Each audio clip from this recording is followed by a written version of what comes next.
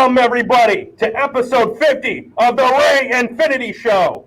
This is your host, Ray, and right now, I have two guests here that are some of my closest friends on this show. Even though I haven't met them personally, they're actually really cool guys that I've met on the internet. So I got with me Osiris from the channel Stuck in the Middle, Carlos, the guy from the channel Prime Animations, who will start his own podcast soon, and that's going to be something pretty fun. But how you guys doing out there tonight? How's that going? Real good, man. Real good. How you feeling, Carlos? Your audio? Can you hear us? Yep. Okay, yeah, I can hear you now. All right, so basically what we're going to do with this episode right here, we're still going to talk politics, but it's going to be like a little hangout thing right here. So we're just going to be having some fun right here. Basically, and basically just discussing politics. So, yeah. And like the lizard mask, I've had that for a while. I just got the inspiration from Alex Jones because of that Walmart video. That was a Target video he made where he just walked into a Target and just wore a mask like this. And basically he just was dancing and shopping around. So, all right. I've worn this for a little too long now. So, I haven't seen that. Is that an old school Alex? Oh, is that from like 2013? What? Yeah. That's an old Alex Jones. Yeah, well, that's actually the video he did. He wore that, and it was like he walked into like a supermarket. I believe it was a Target, and he had the mask on. And basically and I'm not in one of the parts of the clip. He literally had like a toy egg with him, and he says and he asked like one of the people that worked there, "May I lay my egg here?" Okay. Yeah. Okay, guys. All right. Now we're gonna start getting into like the show right now because that's just what I want it to be right now. Okay. Basically, the first topic we have here today, we're actually gonna be talking about. We're actually gonna be doing like a tier list kind of thing. We're gonna be talking about, in our opinions, the three of us who we believe are the best and worst presidents in American history. Now I'm gonna bring up like one of those classic tier list things, so that we can make this a little fun. So basically it won't just be one person's my opinion, it'll be these two opinions. So if some of these people, if one of them believes that a president should go in a different list and the others outvoted, we'll put that person in that list just mark that down or a little up. All right, I'm gonna bring this up right here. So yeah, give me 1 second. I'm gonna pull this right up. So hey, you guys can hear me, right?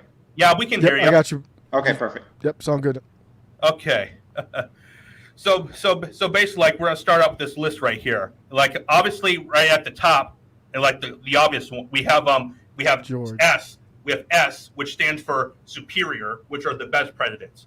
Then down at A, we have A, who's actually presidents who are great. They're not perfect, but they still have mostly good. Then B presidents, they're like okay, like they're just okay presidents. A lot of good, plenty of bad.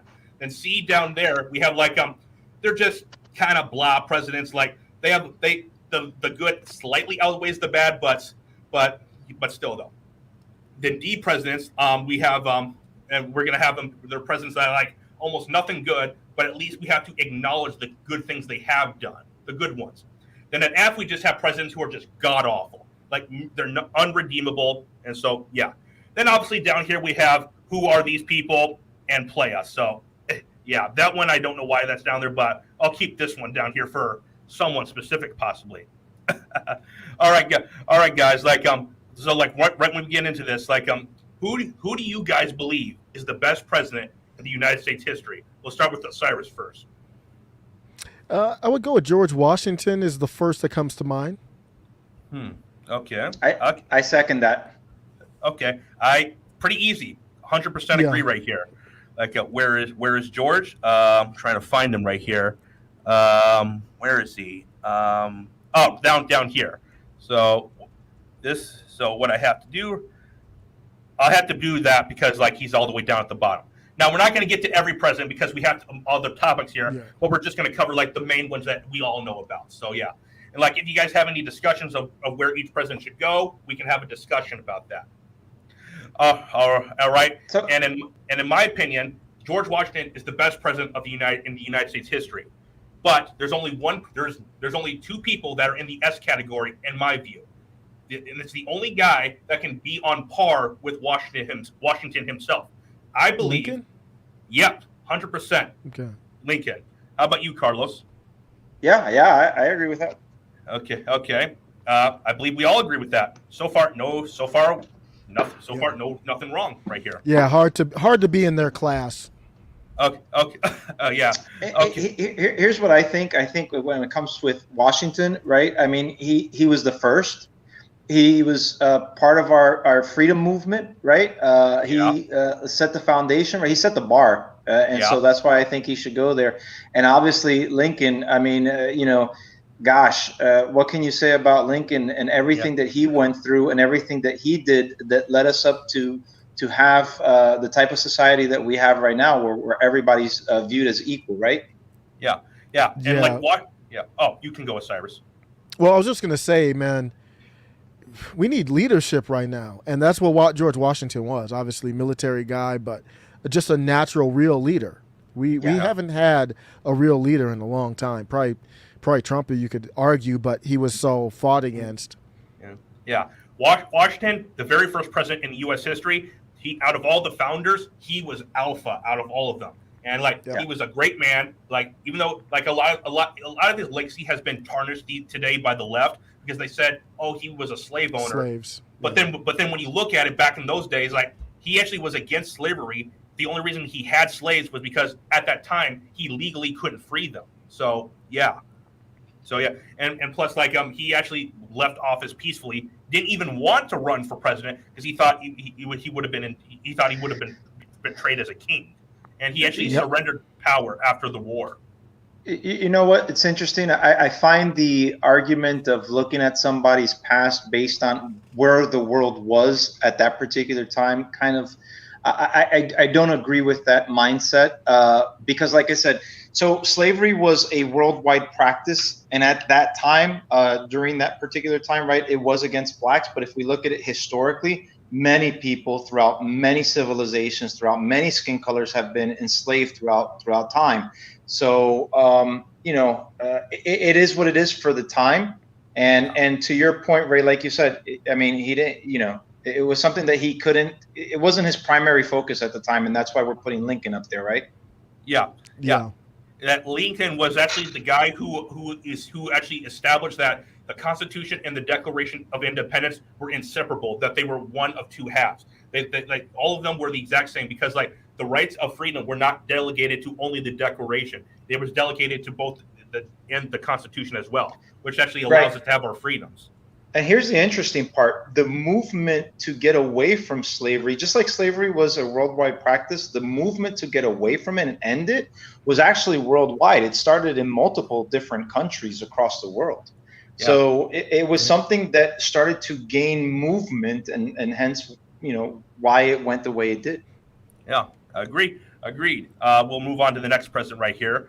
Let's go with Bill Clinton. Carlos, let's start with you. Where would you have Bill Clinton at? Bill Clinton. I mean, I was a teenager when Bill Clinton was in office, and financially, I remember us having good financial times. However, a lot of those bad decisions and bad policies came to bite us in the next administration, and the next administration added on to it, in my opinion. And then, look at the fact that, he was impeached. He lied under oath. Aside from his, personal life that he had his relationship or his affair with Monica Lewinsky, he did lie under oath. And so that takes away from a lot of the things that he did, in my opinion. So I think I would put him in the C category. Okay. How about you, Osiris? No, he was terrible.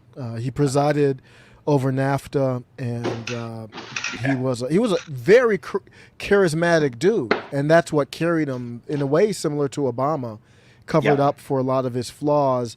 But I think the market under his watch was artificially inflated. Even under Trump a little bit was artificially inflated, but and then that's when that bubble burst. I think he was just absolutely terrible. And here's the interesting part. It burst after he left, because had it burst while he stayed there, it would have all fallen on his shoulders. Yeah.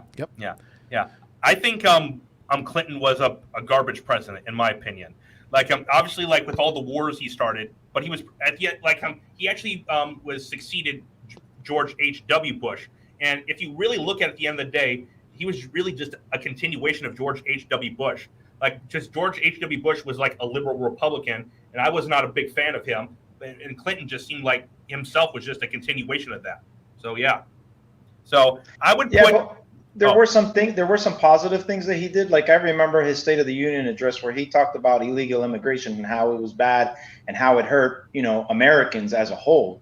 And I remember both sides of Congress applauding him for that, So he had some things that were positive. Yeah. So I would put him in in the D category. So, so where would you put him, Osiris? I think D's good. Yeah. Okay. So yeah, we'll move Clinton to the D category. Yep. Yeah, I'm good with that too. Okay, I'm fine with that. Now we're going to move on to one that I'm almost positive is going to be controversial for everyone, especially everyone watching this. The much beloved FDR, the president who was the president during World War II. The guy who had stayed in office for 4 terms and would have stayed in there much longer if he hadn't died, and just put it like the fact that he put 100,000 Japanese Americans into internment camps, like that is pretty bad. Like especially for that time when we had already abolished slavery, and then also when you look at it, there was a study from I believe it was UCLU. You guys, I'm botching that. Sorry, but there was a study from them that said that he lengthened the Great Depression by as much as 8 years with his economic policy. And if you really look at it, he was kind of the guy that he didn't really know much about economics when you look at it. Yeah. FDR. My favorite part of FDR was his work with us, making sure to save our national parks. That's my first thing, because I'm a big fan of the national parks. I think if it weren't for him, a lot of that land would be commercialized and destroyed. So I do like that. I'm torn about him. He's like a C to me. He did a lot of progressive type of things, but like you're right, the Japanese internment camps, absolutely disgusting. But he was. Would you say he's probably one of our more socialist type presidents of all time?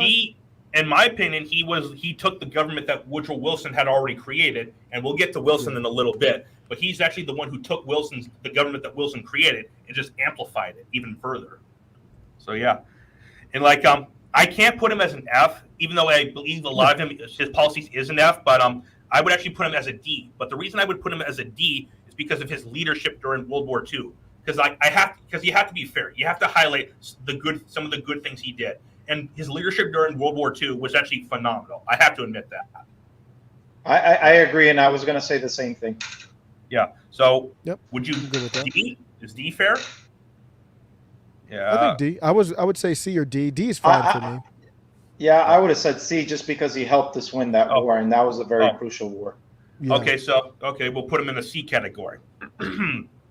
Yeah, there's sometimes there are events that happen that help people rise to occasions and supersede some of the errors that they did. And I think winning World War II, I mean, I think it would be unanimous. That was an important war to win worldwide. Yeah. Yeah. Because what would have happened if the Nazis had won? We'd all be speaking German right about now. Yeah. Yeah. All right, now the next president that we'll go into. One of my all-time favorite presidents. In my opinion, he's actually the 6th best president of all time, JFK. In my opinion, JFK would actually be an A because, obviously, he did have some. He's not an S for reasons obviously, you have to look at the Bay of Pigs phenomenon, the Bay of Pigs situation, and you also have to look at our engagement in Vietnam started with FDR, and also I did not like his policies on immigration either. But he was actually one of the very few presidents, like Trump, who actually called out all the socialists and the globalists. Because, like I said before, he actually was one of the elites at a time, but he actually was calling them out because he was going against them. And so I have to give him credit for that. And plus, he also lowered taxes dramatically and basically created before Reagan came in. JFK was actually the most conservative president, in my view, that we ever had, even more than Nixon or Nixon. Yeah, he was more of a conservative than Nixon. Even though he was a Democrat, he actually was part of the conservative part of the Democratic Party. So I would put him as an A. So how about you, Carlos? You can start with this. No, yeah, I agree. He was more Republican than he was Democrat. So and obviously his type of Democrat really is an endangered species, if you will. There's very, very few of those left, if any, that I know of. I mean, it's sad to see where the Democratic Party has gone. Yeah. But I agree. I put him in the 8 spot. Yeah. Okay. How about you, Osiris? Yeah, I think he's probably more of a B for me. I think I agree with a lot of the stuff you said. I think didn't JFK authorize spying on citizens such as MLK? Yes. Am I wrong about that? Okay. No, that is true. That is 100% true. Okay. And to be fair, even though that was technically it wasn't fair to MLK, it did expose some things behind the scenes that were going on with the civil rights thing. I'll just leave it at that. So yeah, I believe it's fair to put him as an A. Correct? Yeah. Yeah. His spending was high too, right? I mean, he really blew through to get us to the moon. Spend a lot of money, if I'm not mistaken. He actually did. Yeah. Well, I have my own opinions on the moon landing, so yeah, I know. So do I. I don't want to. Yeah, I don't want to sidetrack, but I do too. We're gonna go down a rabbit hole, guys. No. Yeah, let's not go there. So. Yeah. Okay. But you know what? Even though you're right, he did burn through a lot of money to do that. I mean, we did make it though. You know. Yeah. Supposedly make it. So yeah, we're not going to go down that any further than that. But okay. All right. The next one we're going to go to. This actually one kind of breaks my heart because I have mixed feelings about this one. Very mixed feelings. Richard Nixon. Oof. In my opinion. There were a lot of things there were a lot of things you can say about Nixon. A lot of good and a lot of bad. Obviously Watergate, which was the least of his sins, but he actually was responsible for a wide variety of debacles. He actually was the guy who actually opened up China, which opened up their economic thing, and basically created allowed a giant superpower to rises up to come take over the U.S. and But yeah, he does have a lot of bad, but also he does have some good things though. He was actually the only person that believed. I forget who the guy's name was, but he was the only person that believed this guy that said there were actual communists working within our government, and turned out that the guy was right, and Nixon actually believed him. So yeah, if I'm not mistaken, Nixon also prolonged the Vietnam War. He prevented the two leaders from South and North Vietnam from coming to the peace tables and ending the war earlier than what he did. So he actually prolonged it and kept more Americans there than what needed to be, and the loss of life. So I you know what? To me, Nixon is pretty low on the scale. Where would you put it? You can go. Well, no, just fact check. Did he take us off the gold standard? Nixon? Did he? I don't recall actually. Let me look that up real quick. You can still talk. Yeah, I'll talk while I think Nixon. I believe it happened under Nixon, where we burned all our money, and we had to print more, and that's how you get into inflation and all that. And I think he took us off the gold standard, if I'm not mistaken. Yes, he did. He did. Yeah, so that's a pretty tough one for me. Yeah. And so Nixon did go down, and obviously with Watergate thing, we all know that was pretty bad. It was, but at the end of the day, when you really look at it, a lot of politicians do that kind of stuff. The only difference between them and Nixon is that Nixon actually got caught doing it. So yeah. So in my view, he didn't have the media covering for him, because we've caught a certain president with a lot of things, but the media seems to cover up. Yep. Yeah, I would put Nixon, in my view, I don't put him as an F, but I would put him as a D. I would put him as a D. Yeah. All right. I'm okay with D. Okay, I'm fine with that. So, all right, now this one's actually going to be, this one's going to be pretty fun. We're actually going to go with a more recent president in the time, Barack Obama. Osiris, Osiris, I know you're going to love this one, so I'll let you start out with it. Yeah. The bombs. Obama dropped more bombs, I think, than any president in history. Yeah. I believe he dropped over 20,000 bombs. I mean, he was a warmonger. He bailed out the big banks after the crisis. He could be, for me, he could be what's the lowest category? Is it F? F? Yeah. For me, he's a easy F. One of the most disastrous presidents ever. And it was weird because it was an exciting feeling when he got elected. I voted for him twice. I voted for him in 2008 and 2012. And I didn't even realize what was happening until way after. He won the Nobel Peace Prize as one of the most warmongering presidents of all time. Common people got foreclosed by from their homes, and he protected the banks that knowingly wrote these loans for people. It was one of the most disgusting things that's ever happened, and definitely in my lifetime. And he's the reason why a lot of people are into socialism now. They don't believe in capitalism, in part because of Barack Obama. Yeah. How about you, Carlos? I agree. He's an F for me. Worst president in my lifetime. I don't like the guy. I didn't vote for him. In his first term, he seemed a little bit more moderate, from what I can recall. But again, I wasn't really into politics back then. But in his second term, he kind of let the dogs loose. And I agree with you, Osiris, about his socialism. He started talking about taxing the rich in his second term. And I remember I was leaving work, getting up on I-75 when I heard his speech about taxing the rich and time for the rich to pay their fair share. And I said, well, here's a policy I can get behind. And it caught me for like about 2 minutes. And then I thought about it. I said, wait a minute. I've worked in the financial industry since '99. Rich people don't like to lose money. You increase their taxes, and they're going to increase the prices and the services to the products that they have, or the services that they provide.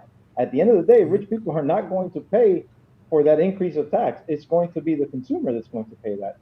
So I said, that's just an emotional trigger. That's actually what started awakening me up to a lot of political jargon that these people use, and how they catch people with emotions instead of logic.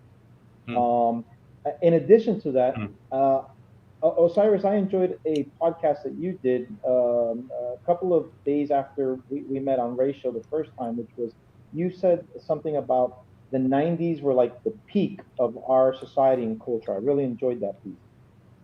Thank you. Yeah, absolutely. And I feel like when Obama came into office, he injected a level of racism. It was so clever that right now we're going through all these racial divides and racial talk, and everything is racism and everything. And we didn't have that in the 90s and 80s when I was growing up. So I think he injected an amount of division in this country that I had not seen prior to his presidency. Yeah. 100% agree. Now, obviously, the bombings, like, that is bad, and like he even actually had like one of our own citizens be bombed, like for no legal reason. Literally, he had like, who was that? What was the kid's name? It was I forgot who his name was, but literally on American soil had an American citizen bombed for no legal reason.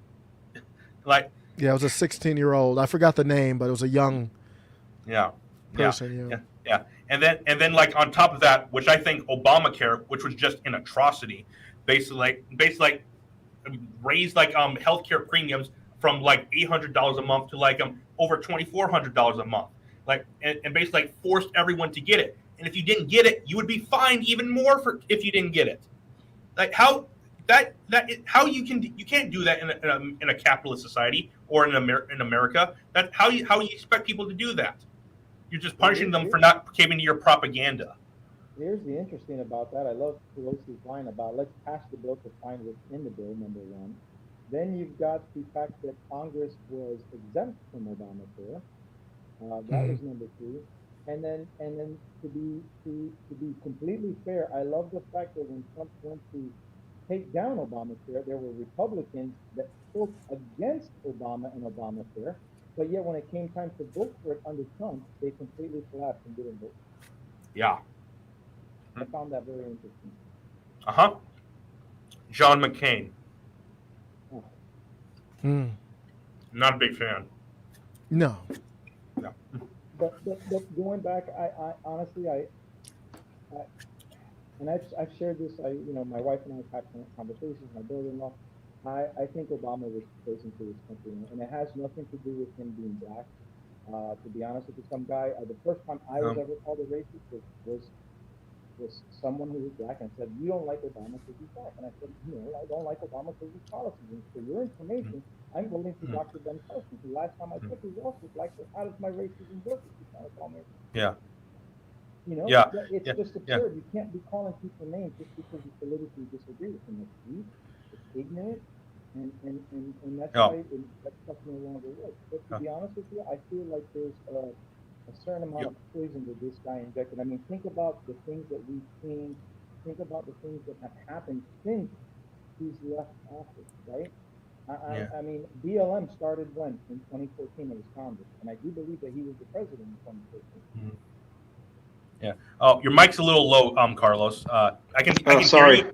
Oh, there it is. So yeah, sorry about that. But no, my fault. I think I was touching the something here. Sorry, I'm on my phone. My laptop's in the shop. Yeah, that's fine. But yeah, also Obama was the guy that started the whole thing. Like, if you oppose me, you're a racist. And the Democratic Party has never recovered from that, and I don't think it ever will. And if it ever does, it'll be a really long time down the line. So, in my view, I would put, and obviously when Osiris mentioned he bailed out the banks, which basically created the too big to fail thing. So yeah. So in my view, I say Obama was an awful president. I would put him as an F. Would you guys agree? Okay. If there's nothing lower than an F, yes, I agree. Yeah. Yeah, that's an easy one. Yeah. And here we're actually going to go to an interesting president right here, to make the spices up a little bit. We're going to go with Grover Cleveland. I am Grover Cleveland. I am actually a big Grover Cleveland fan, to be honest. Yes, he was a big lib, but he was actually was one of the few presidents that actually said that that made sure the federal government didn't outgrow what it needed to be. He famously rejected a stimulus package based at the Texas drought, and he said that this bill has no constitutional warranty, which is something you never hear from a president. And plus, if you didn't know, Grover Cleveland, he actually, out of all the presidents in history, he has vetoed the most bills out of any president in history, hundreds of them. And also the big thing about Grover Cleveland that everyone knows about, he's the only president in American history to serve two non-consecutive terms as president. So, in my view, he's at least a B. I would put him as an A, but I think he would at least be a B in my view. Yeah. How about you guys? I don't know too much. I know that he was a classic liberal, so he wasn't like a liberal as we think a liberal today. So I actually don't know enough about him to rank him, but I do like his views on limited government. Like you said, he was all for vetoing. He was very much for limited government. Yeah. How about you, Carlos? Agreed. Yes. I stand with Osiris. Yeah. I would put him as an A. I would put him as an A. So I think he's a great president, a tremendous one. So yeah. Mm-hmm. All right. Okay. This one is actually one I'm gonna love. Ronald Reagan.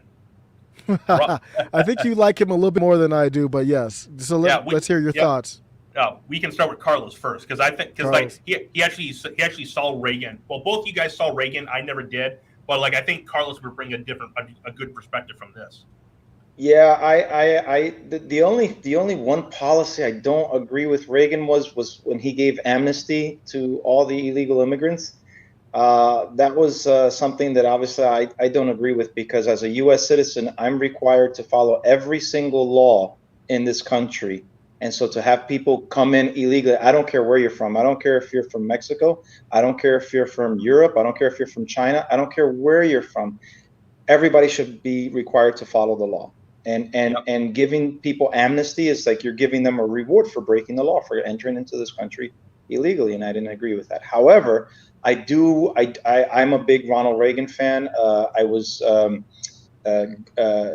like his toughness. It's interesting because I think he was a governor, a Democratic governor, California. From California, right? And he was an actor before that, and he was good conservative or a good Republican president, and he was tough when he needed to be tough. And when people, when these terrorists and stuff like that, and these dictators were around, he said, "Hey, don't mess with me because I'm going to mess right back," and he did. So I like Ronald Reagan. For me, he's an A. Yeah. How about you, Osiris? Yeah, I think there's pros and cons with Reagan. He was a leader when we needed a leader during the Cold War, and so that was that's a very big check in his column, I would say. I did like his tax policy. I think that was good. Now, I thought he was a big spender too. Am I wrong there? No, you're right. He was a huge spender. Okay. Yeah, I'm not a huge fan of that, but I think overall for me, it's probably a B. Okay. In my view, I'm a huge Reagan fan. In my view, he's actually the fourth best president in history. Like I like a lot of things, like not just the fact that he actually broke the back of inflation by dramatically lowering taxes, created 2 decades. Yeah, created 2 decades of growth for America, but he also was the one that ended the Cold War. So I have to give him credit for that. And also, like when he was before he was inaugurated, I believe it was, I forgot where in the Middle East, but there were 2 people that were actually being held captive somewhere in the Middle East. I forgot who they were or what state, the country they were in. But because Jimmy Carter at that time was president, they actually weren't afraid of Jimmy Carter. Didn't think he would do anything. But once Reagan came in, because Reagan said he's actually going to go right after terrorists and like stop all this, the moment he was inaugurated, those people were released. If you did, that's actually a true fact. You can look that up. No, I actually remember that. I remember seeing it in the news when I was a kid, and it's exactly what it is. Reagan was tough. Our enemies. See, here's the thing. It seems like when Democrats are in charge, our enemies don't really fear us.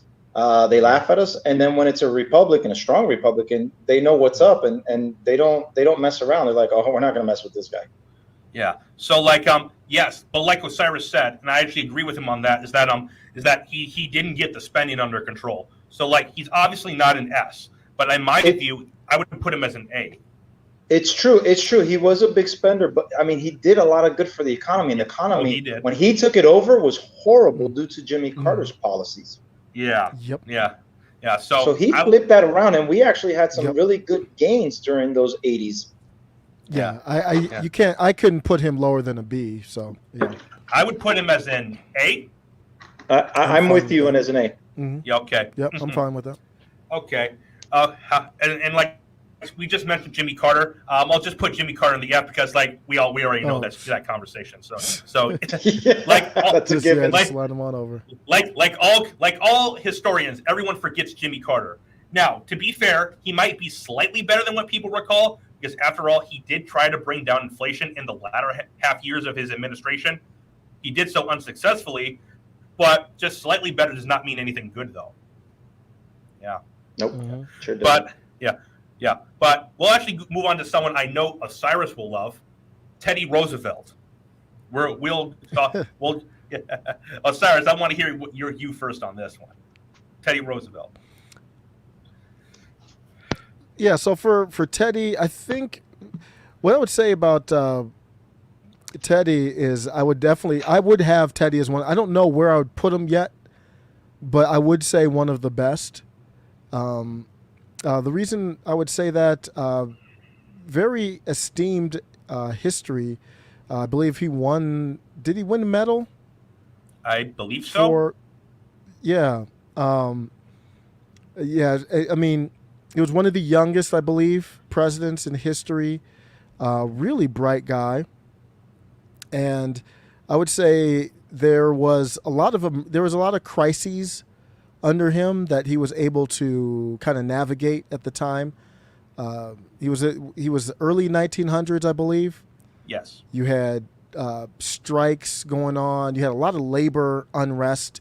You had the railroads that were becoming huge powers, and I believe he broke them up. Yeah. Which is, I'm all for any type of like antitrust type stuff. And I think we need that right now with like the social media companies. Yeah. So I would say that I don't know. I have to think about where he would be because I have to think about some of the negative things, and then nothing's coming to mind. So it's probably going to be a B for me. I would agree with you. Yeah, I would put him as a B because, like Teddy Roosevelt, like yes, he was the first progressive president. I'm not much of a progressive. I'm not a big fan of their policies, but he actually did a lot of good things. Like when you talk about he was antitrust laws, like he broke all these companies up. Like even though he didn't have any legal reason to do it, he broke them up. And like if you look at today, can you imagine how many monopolies we would have today if he hadn't broke those companies up? Like it would have been like wow, like it would be worse than it is. But like one of his big flaws was yeah, after he, even though like this one you can debate like whether it should count or not, but like even though he left president, he left president after his first term, and he allowed William Howard Taft to come in, who he handpicked to.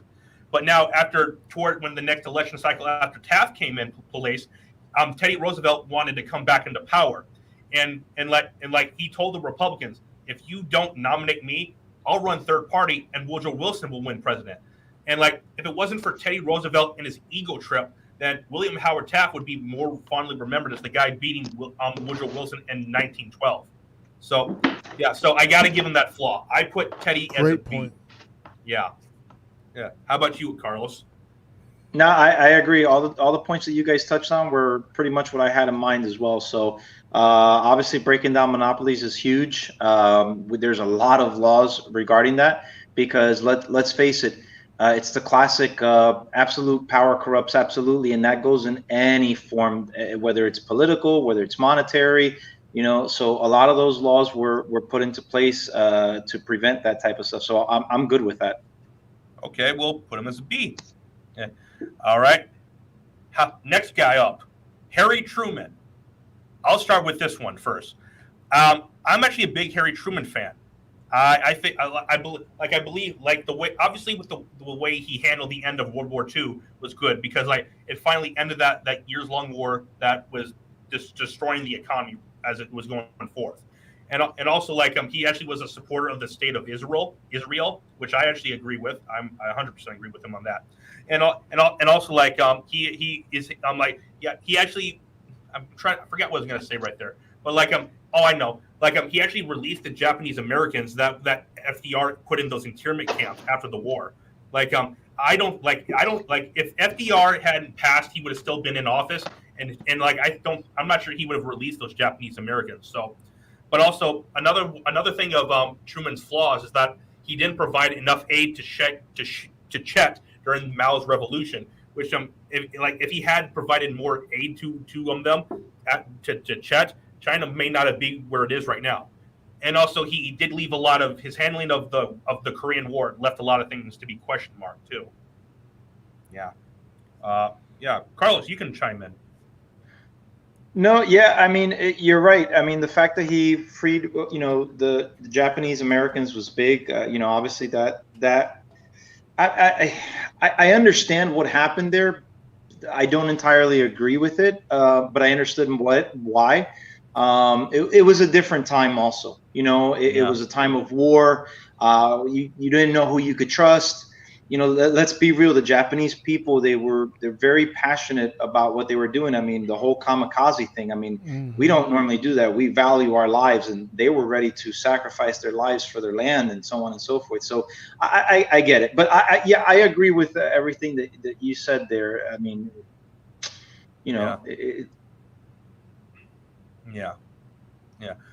All right. Osiris, you can chime in.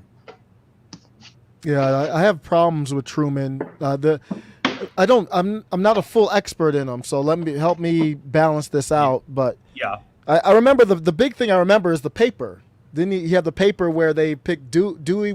Didn't they say Dewey was going to win? And he actually won. I always remember that. But didn't he drop the bombs? Yes, he dropped the atomic bombs. Yes. Bro, yeah, that's a rough one. I mean, what do you? Well, Hiroshima and Nagasaki. I was just going to say that those bombs helped us win the war because I mean it's war, it's ugly. I get it, and keep in mind that we were attacked first in Pearl Harbor, so I mean it's tough. It's tough when it comes to war. Yeah, and my view, like he dropped the atomic bombs. Yes, he killed a whole bunch of people, but he actually saved U.S. lives because guess what? Because Japan was not going to surrender that war. Nah. They were actually going to continue going on forward. Oh no! And like I forgot what the battle was called. Well, the operation was called. But it was going to be where us and like the British and Russia attacked Japan, and actually it would have trumped D-Day. It would have dwarfed it. And obviously they were actually in Japan. They were actually training kids to use guns, like little kids to use guns to kill soldiers. And they would have, and like if we had gone along with that and went to fight Japan like that on their shores, like it would have been worse. Like you would actually literally have gunfights in like buildings and stuff like that. It would have killed significantly more people. So yeah. I mean, that's look, tough guys. One. Yeah, war is war. I mean, if you don't win it, you lose it. That's the bottom line, right? And so. Yeah, here's the thing. You can say that now. I mean, we're doing a proxy war with Russia right now, and I mean that could turn hot in a second. And you could have nukes drop in that. You got China, Taiwan. And that would be a direct war. Well, you could try to do proxy Taiwan with China, but China's not going to play those games. That's going to be a direct war with China. Bombs might drop there. I mean, I don't know. I'm not saying it's bad, but I mean, the hundreds of thousands of lives. That's some stuff. And then he established the deep state, basically, didn't he? No, that was FDR. That was FDR. Yeah, FDR. Okay. Yeah, and like he saved lives in my view because like more people would have been killed than actually that. So and so like yes, I get it. Like would I have probably dropped the bombs right at that moment? I probably would not have if I were Truman. I would probably just dropped one near a city, but not in the city to just like warn them to like, hey, this can happen if you don't do that. But I get it. He had to. So yeah. So I think the good outweighs the bad. So that's why I believe he actually is a B president. Well, I don't know if I'm qualified to rate him. I don't. Yeah. For me, I would put him in a C. That's me. Yeah. How about you, Osiris? I would probably put him as a C, but I would have to research him a little bit more. But from right now, I say C. Yeah. But I would put him as ahead of FDR though. But I think a C is fair though. Yeah. Okay. We're gonna go with the good one I like. Thomas Jefferson, the third president of the United States of America. One of the best of the founders.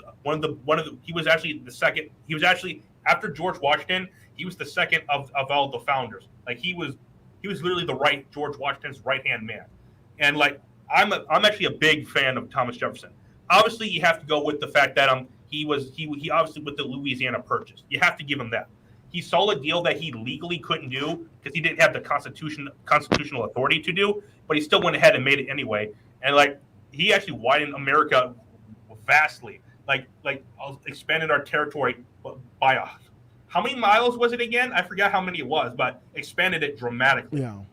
And then plus he was also he actually devolved power back to the states. When you look at it, it's like he was not a big fan of the executive branch as it was even back then, but he actually devolved power back to the states. So yeah, in my view, Thomas Jefferson is an A, and I actually have him as the third best president in U.S. history.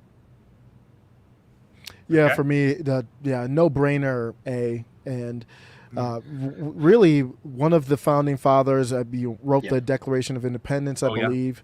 Yes, and that's just. that's really the foundation. Another one people will bring up slaves with. But what they did was they laid the foundation for us to make this country whatever we need it to be right now. They knew that they didn't know what things were going to be like 20 years down the line, 40, 100, so and so. And they said, here's the groundwork.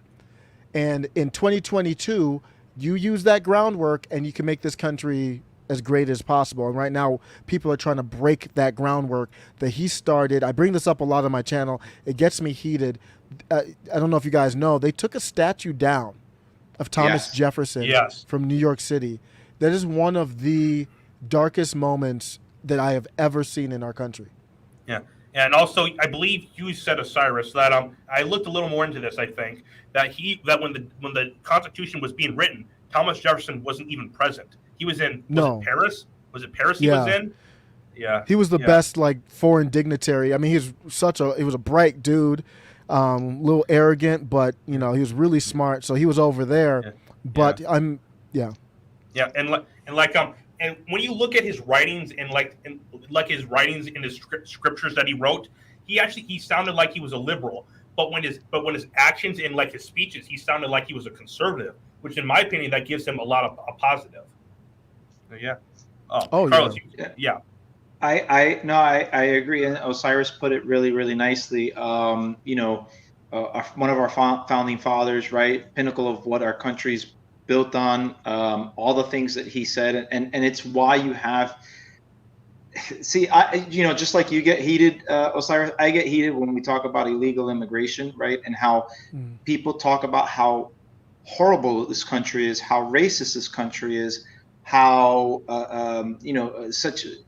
demonizing this country, and yet you have people literally risking their lives to get in here. Why? Because this country has opportunity. Why? Because this country is better than obviously the countries that my parents left from. Right. My mom is from Cuba. My father's from Peru.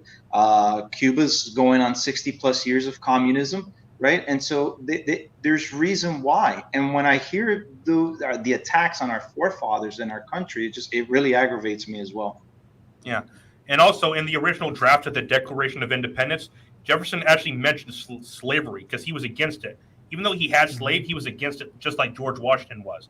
But the other founders took it out because they did not want to anger Britain, because they didn't want to raise the stakes even further than it was at that time.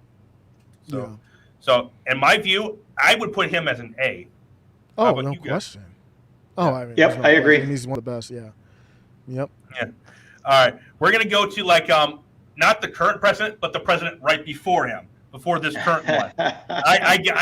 I got a whole lot to say about this one, but I'm gonna shrink it down to something smaller. Yep, Trump. He is not an S. I think we all agree on that part. He has his own issues. He has his own issues. He does. That's a fact. He said a lot of irresponsible things that he should not have said. Obviously the big one that he said was when he called that porn star Stormy Daniels that he slept with a horse face. That as funny as that was, you're the president, man. You cannot be saying that. You can't.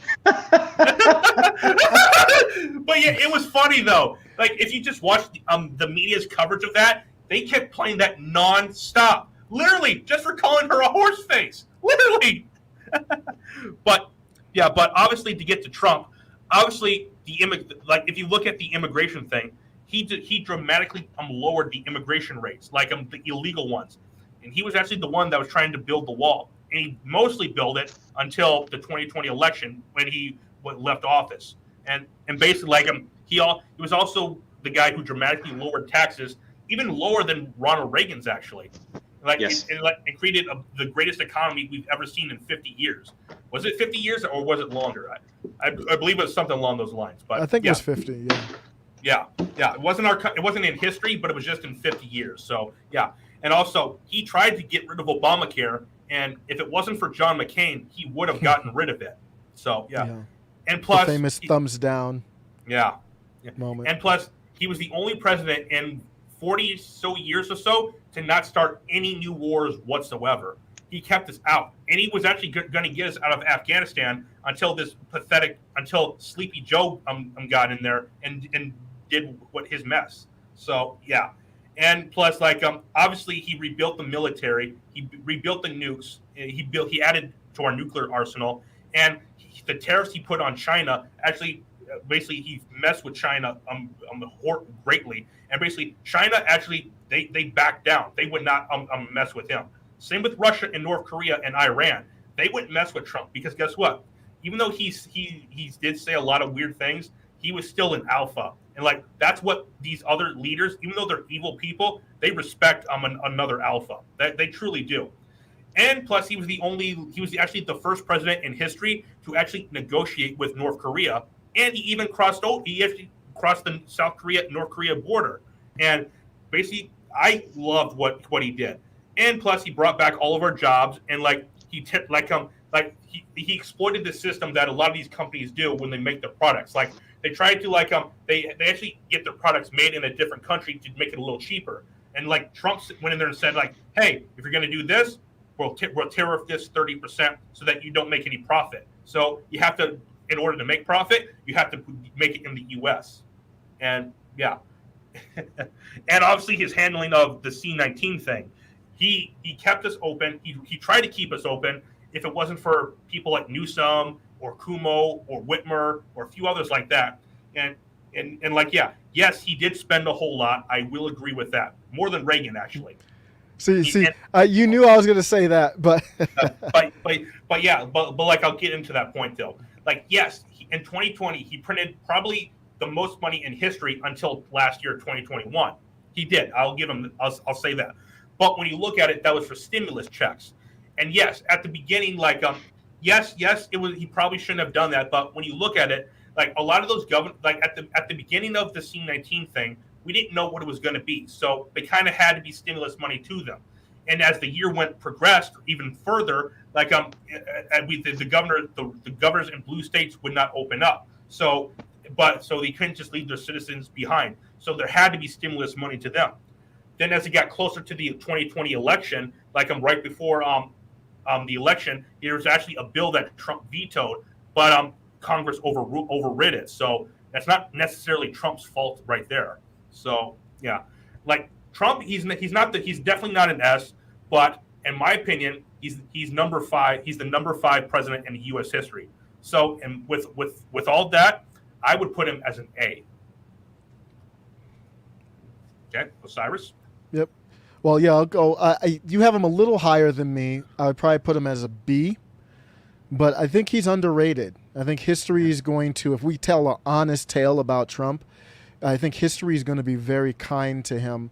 The bad part is the spending, but there are some good things too. I know this is a controversial thing for YouTube, so I'll just call it CC. He withdrew us from the Paris CC, and at that time, I forgot to mention that. Yeah, so here's where I'll say he woke up a lot of people. He's one of the most nationalist, populist presidents probably since Jackson ever, potentially. And he woke me up because when he became president, I didn't think he could become president until right at the election day. I was like, man, he might win this. Then he won it. And he did things that was outside of the establishment norm. And I remember thinking wow, he withdrew us from the Paris CC? That's kind of weird. And then now, and it's slowly over the years, it all started to make sense. And I think I found out I'm a nationalist because of him. America first. And that was the theme for his whole presidency. America first, replacing NAFTA. He tried to get critical theory out of the federal government. And he even did things that he never got credit for. I don't know why he really did this. I think Tim Scott went and talked to him, but he gave money to historically black colleges, and these are colleges that hate him. Yeah. And he actually prioritized money towards them and gets no credit for it at all. Yeah. Other than being called a racist or whatever else. I'll let Carlos go, but I was listening to when you did this, Ray, that live the other day. I have Trump higher than I thought, so I have him as a B. Okay. Yeah. All right. How about you, Carlos?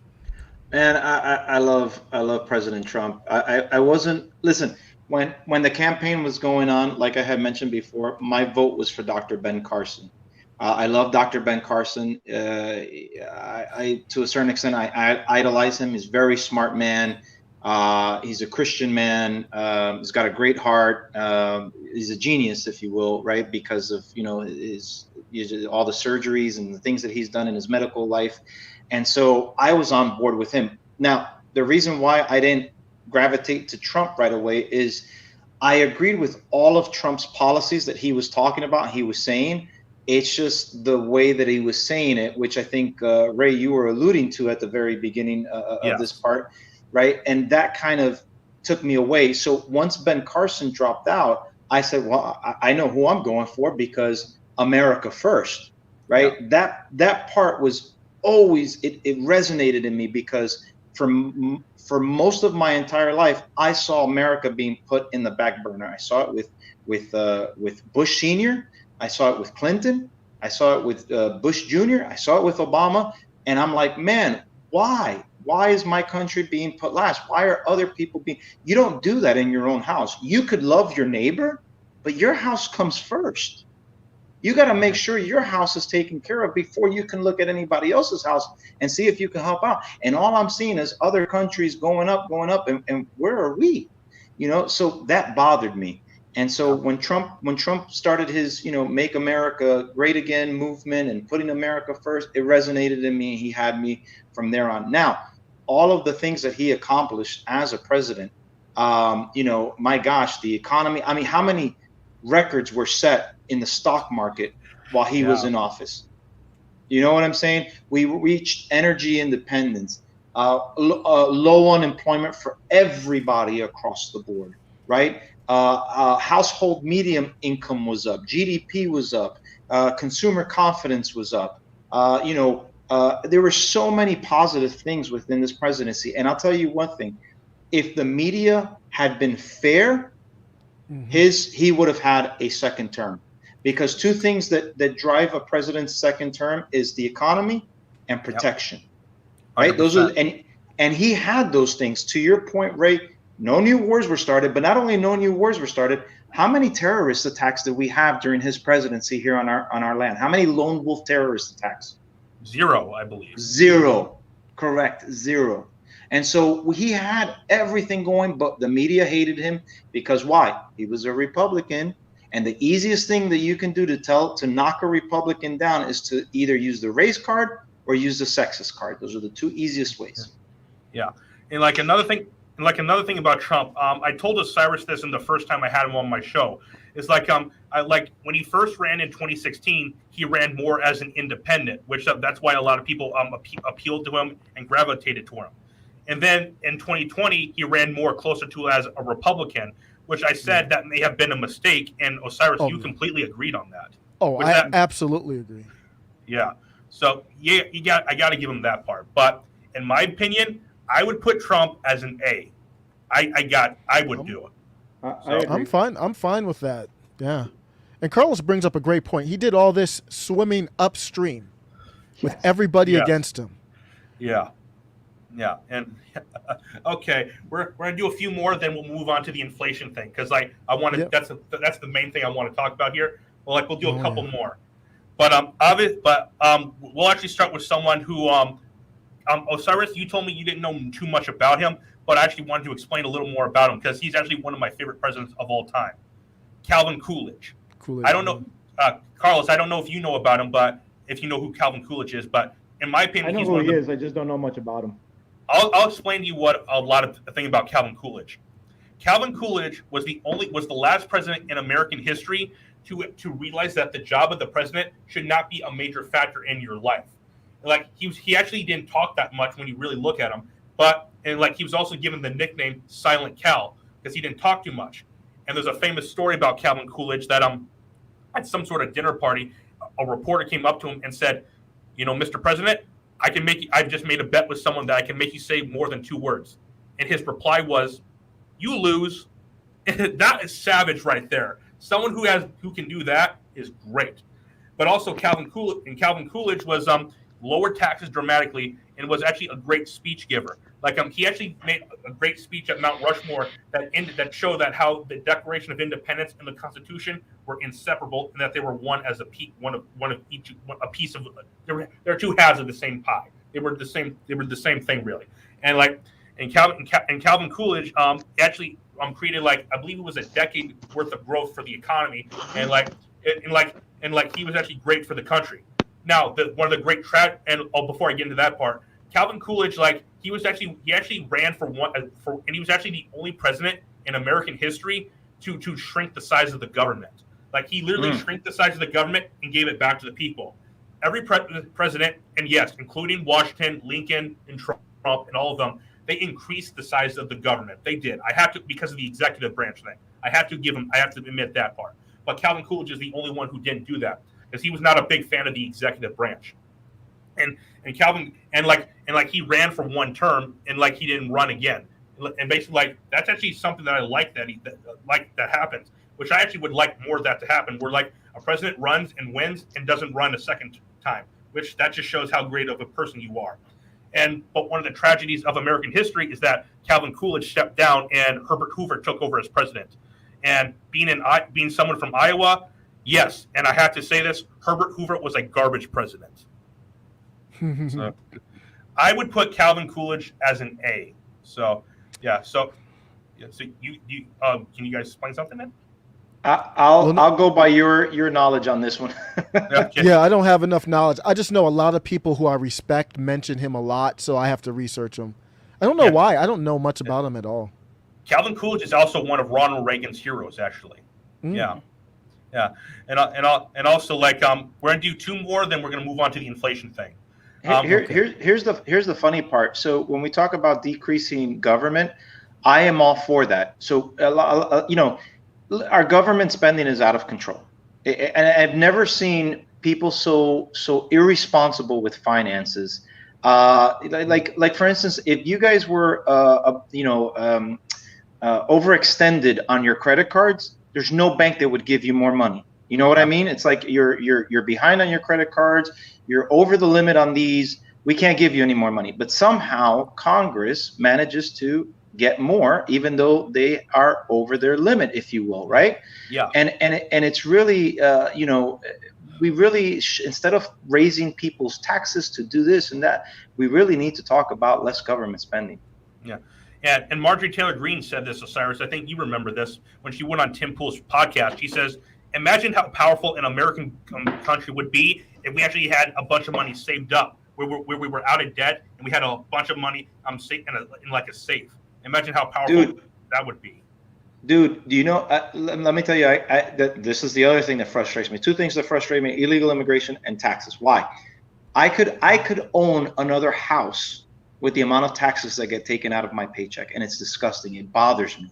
And it's just not on a personal level, right? I imagine there's other people out there who are getting the heck taxed out of them, and we're sending money to foreign countries for stupid programs like gender studies and helping Jordan build their wall, their southern walls or fence or whatever. And it's just absurd. Why are we sending all this money to all these people? Ukraine just got $40 billion. We're talking about the shooting that took place, down in Texas. And guess what? We can't afford to put up armed guards and everywhere. We can't afford to put up metal detectors, but we got $40 billion to go ahead and send to another. It's disgusting. Yeah, and a country that tries to take advantage of us too. So. Yeah, it's off topic, but I think I'm really beginning to like Marjorie Taylor Greene more and more every day. Oh. I think she's a special politician. Yeah. Yes. Like I told us, I won't. It's a little off topic, but like I told Osiris beforehand, the first time I had him, was it the first or second time? I just told you beforehand that when I first heard about Marjorie Taylor Greene, I didn't know what to think of her, because the media was trashing her, calling her a white supremacist, a QAnon conspiracy theorist, a QAnon conspiracy theorist, some radical crazy woman, and I didn't know until she went on Tim Pool's podcast, where I was expecting someone else completely. I didn't really know what to think of, but if I was expecting something, that's what I was expecting. And she was an incredibly reasonable person in that interview. Incredibly reasonable. Yeah. I like her a lot. Here's a good indicator, right? If the mainstream media is against someone and calls somebody a white racist, or a white supremacist, is probably a bunch of garbage, and that's somebody that you should probably pay attention to, because they do that to everybody they don't like. Yeah, like this January 6th hearings that are going on right now. Oh gosh, what a clown Yeah, show. Disgusting. Yeah, we might talk about that just a little bit after this, but we'll get to the last two presidents I want to cover. Then we'll get to the inflation part. But yeah, the president that I want to cover right now is I told you, Osiris. I think he's actually the worst president in history. Is Woodrow? No, I think Woodrow Wilson is the worst president. I can see that. Woodrow Wilson. Yeah, I could too. Woodrow Wilson was a vicious racist. He believed in radical expansion of the federal government. He was effectively a socialist. He treated pretty much everyone that was not under his thumb as some sort of Maliki, or I forget what that word is, but basically like someone who he controlled completely under his thumb. And the fact is that for a lot of years he was actually considered to be one of our best presidents, which shows how stupid that American history can be at times. So yeah. He actually made a famous quote, something about a man can be as big of a man as a man can be, something along those lines, which basically he thinks that the executive branch should be controlling the entire government as a whole, and he actually also believed that the elites should run the entire government as well. He was completely open about this, and he was an evil person, awful, completely terrible. There's nothing redeemable about him. So yeah. Woodrow, I would probably still put Biden worse, but you can make an argument. Woodrow Wilson, he started income taxes. Remember they were playing games with the income taxes. It's only for war times, I believe they said, and then all of a sudden it just became permanent. He created the Federal Reserve, didn't he? Yeah. The Federal Reserve, he created that, and just like JFK said, it was a takeover. Yeah. Because before the Federal Reserve Act came into place, the banks would create dollars, but now they don't anymore. So yeah. Carlos, maybe you can chime in. No. I'm right on par with you guys. I'm leaning more towards Osiris. I'd still put Joe Biden worse, but maybe it's just because of the times that we're living in, and I didn't live during Woodrow Wilson's time. So. Yeah. All right, now I think we talked enough about him. Let's get to the final one. We'll talk about. Then we'll move on. Okay. You guys are gonna love this one so much. Can we call Brandon even though I think Wilson is worse than him, but can we put him below him in this category? Because I don't want to give him the pleasure of being the worst president in history.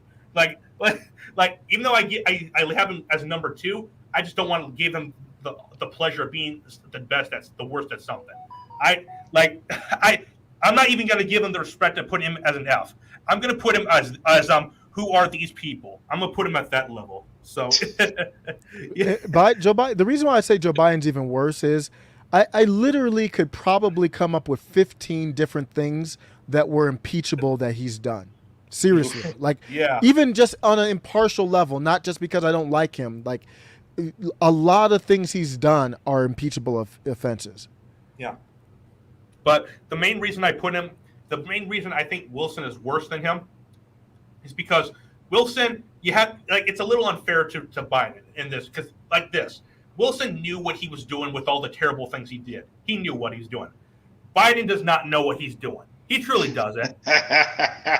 So it's a little unfair. So that's why I can't give him the pleasure of being the best or the worst at something. That's why I have to put Wilson at number that's the worst. I'll tell you what. How do you take something that and look? Let's be real. Number one, Biden is not the president. He's the president on the surface, but he's not really the president, right? He's a puppet. Yeah. Number one, you look at when he got into the race. He got in late, and I told this to a friend of mine when he got in. I said, this guy's going to have to, 180 everything that this guy had, his entire political career, because his party has gone so far left that they're talking about socialism and this, and those are things that he's never talked about during his entire political career. And sure enough, that's exactly what happened. So really, who's in control? It's somebody else that's pulling his strings. And how do you take How do you take? I get it. We want to use C-19 as the excuse, but he was literally handed a really good border. All he had to do was finish it up. He was handed a good economy, energy independence, all these different things he was handed to, and all he has to do is put those puppies right back into place, and we can start to see things progressively move better. But he's not. Why? Because this party doesn't want to give Trump any type of victory whatsoever. So he's doing everything that's the opposite, no matter how bad it hurts us. And all you have to look at. Also, you have to look at Hunter Biden too. Like basically, like he and his son Biden and his son Hunter. If you look at all these deals they were doing in Ukraine, they were breaking the law and they were taking advantage of everyone else around them. So, yeah, and also, I don't want to go into the specifics, but you guys seen the videos of him around sniffing. So I'll just leave it at that. Yeah. I did see one of those videos. I'm not going to say specifically, but you guys know what I'm talking about. Hairy legs too. So. I mean, listen. How does anybody with a some type of intelligence look at those videos of the gas that he does and say, yes, I want that as my leader? Yeah. I mean, anybody else would have been like, if we're talking about, like, let's say Bernie Sanders, for example. Bernie Sanders, I don't like Bernie Sanders' policies, obviously. Yeah, same here. But the guy's in his right mind. He's not shot out. And actually, he's been the most consistent Democrat. He's been a socialist his entire life, his entire political career. So you know what you're getting with him. You know what I mean? Yeah. Everybody else flip-flops on everything. Yeah. But, yeah, like, I'm not a Bernie Sanders fan, but I would actually rather have him over Biden because at least he can think clearly. So. Oh, yeah. For sure. Yeah. Yeah, like, it's pretty this my friend in the comments section. This is a person I know very dearly. This person actually disagrees with me on everything, but she's actually a good close friend of mine. So yeah. So I love that. But that's what we've got to be able to agree and still be cool. Like I love that. Amen. Agree or disagree. Yeah, we got to agree to disagree on this. So yeah. Osiris, I think I'll take a screenshot of this so you can post this on your thing, so you can see like where we all agree on the president tier list. I'll take a screenshot and I'll send this to you. So yeah, so yeah, we'll get to like we talked about that now. Let's actually get into like something like real politics because we talked about presidents. Let's go into like obviously the inflation crisis going on right now. Like what is it like? It was about 8.6%, I believe. Was that the amount of it? 8.6. 8.6. 41-year high. Yeah, since 82. Yes, Reagan was president at that time, but he was still coming off of Jimmy Carter. So it took a while to get the gears rolling. So you can't entirely blame it on him. So yeah. Nope. Yeah. So yeah, but yeah, like as you talk like Carlos, you talked about like last time when I had you guys on, when I had both of you on, you were talking about you know firsthand how the baby formula shortage is going on. Like how's that worked? How's that gone since the last time we talked to you? Yeah, so our family, right, we just had a baby, and so we're impacted by this whole formula shortage thing. I think I saw maybe about 2 weeks ago, I saw like how the states are broken down by distribution, and I think Florida was like at 50%. So we had, I posted on my Facebook page, and thankfully I had family and friends buying when they would go to the store. Hey, what do you need? How many do you need? And so we didn't want to be greedy and say we stocked up everything or whatever, but we got what we needed, and we still have some, thankfully. My oldest son works at CVS, so he whenever it gets a shipment, he's able to pick us up a couple of bottles, right? So we're thankfully we're doing good. Yeah. But you know what? We shouldn't even be going through this in this country. Yeah. You know what I mean? We should not be. There shouldn't be shortages of anything in this country. Yeah. And there's two reasons why. Number one, we can talk about again the C-19 all we want, but the reality is we are too dependent on everybody else. We're too dependent on other countries to import and this. We need to be producing our own stuff here. Yeah, 100% agree. But we're the stores we all go to, they have a baby formula shortage. But if you look at the border, there's a whole bunch of baby formula down there. You're taking care of these illegals kids, but you're not taking care of our own kids. Where's the common sense in that? See, I truly want to know, where is it? Well, it's Biden's policy, right? America last. Yeah. Like I said, we all agree he's not the one actually pulling the strings. Someone else is like doing them. Like, have you guys seen? Like, a lot of people say it's Obama that's telling them what to do. No, I think it goes even higher up the food chain. Like, I'm talking about people like Gates and Schwab and Rothschilds, and you guys know who else I'm going to go into, but you guys know that. I think it goes. This is intentional. This is no accident. This is an agenda that these elites and the Democrats and these leftists are trying to push forward. They're trying to destroy America from within. And like the founders even said, America cannot be destroyed from the outside. The only way it can be destroyed is from the inside. And the way they're doing it is by destroying our economy and basically like making us all poor and making us become more like Venezuela. So Osiris, I'll give you a chance to speak because I feel like I'm going too far, too much. No, you're good, man. It's sad. I mean, Biden didn't even know about the crisis until recently. There had been newspaper articles talking about how it was getting more difficult to get formula. I think it's just a sign of there's people behind him running the scenes, and it is America last. But I think it's a sign if you are in a country that can't ensure that you have baby formula on the shelves, then everything is on the table as far as a disaster. Anything. Yeah. There's nothing there's nothing I can think of more disastrous than that. Yeah. Here's the funny part is that you're right, Osiris. Like, there were reports as early as the end of January about the potential shortage. And this administration did nothing. So it leads me to believe two things. Either A, this administration is incompetent, which I don't know. I don't know if I can buy that, because here's the thing. If you're doing something wrong, you change it.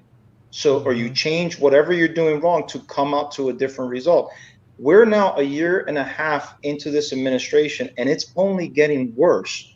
It's not getting any better, which tells me that I think, Ray, to your point, I think it's being done on purpose.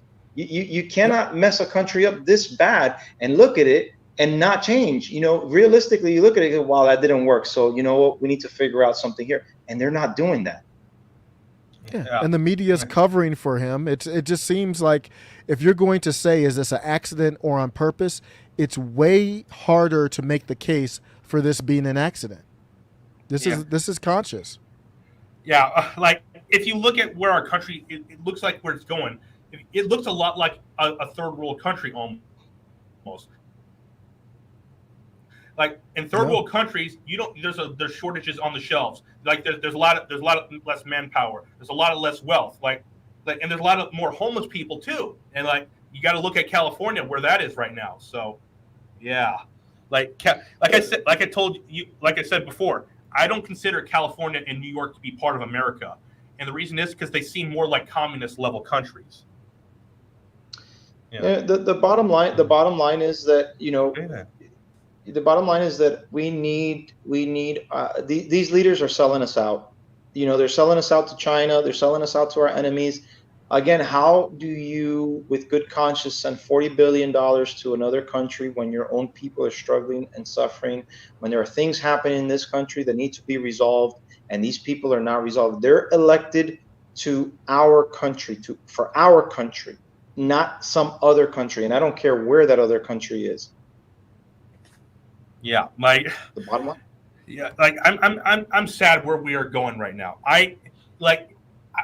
If the founders were alive today, if like Washington, Lincoln, Adams, Franklin, Madison, like all the others ones, there were a bunch of them. What would you guys think they would be? They would be horrified where we are right now. Like they would literally, they're like right now they're probably rolling in their graves because like they never envisioned that America would become anything like this. They would not imagine it. So, yeah. Yeah, I think. When you look at inflation, the one thing I want to talk about with inflation is the definition. Joe Biden was on with Jimmy Kimmel. I don't know if you guys saw any of those clips or saw that.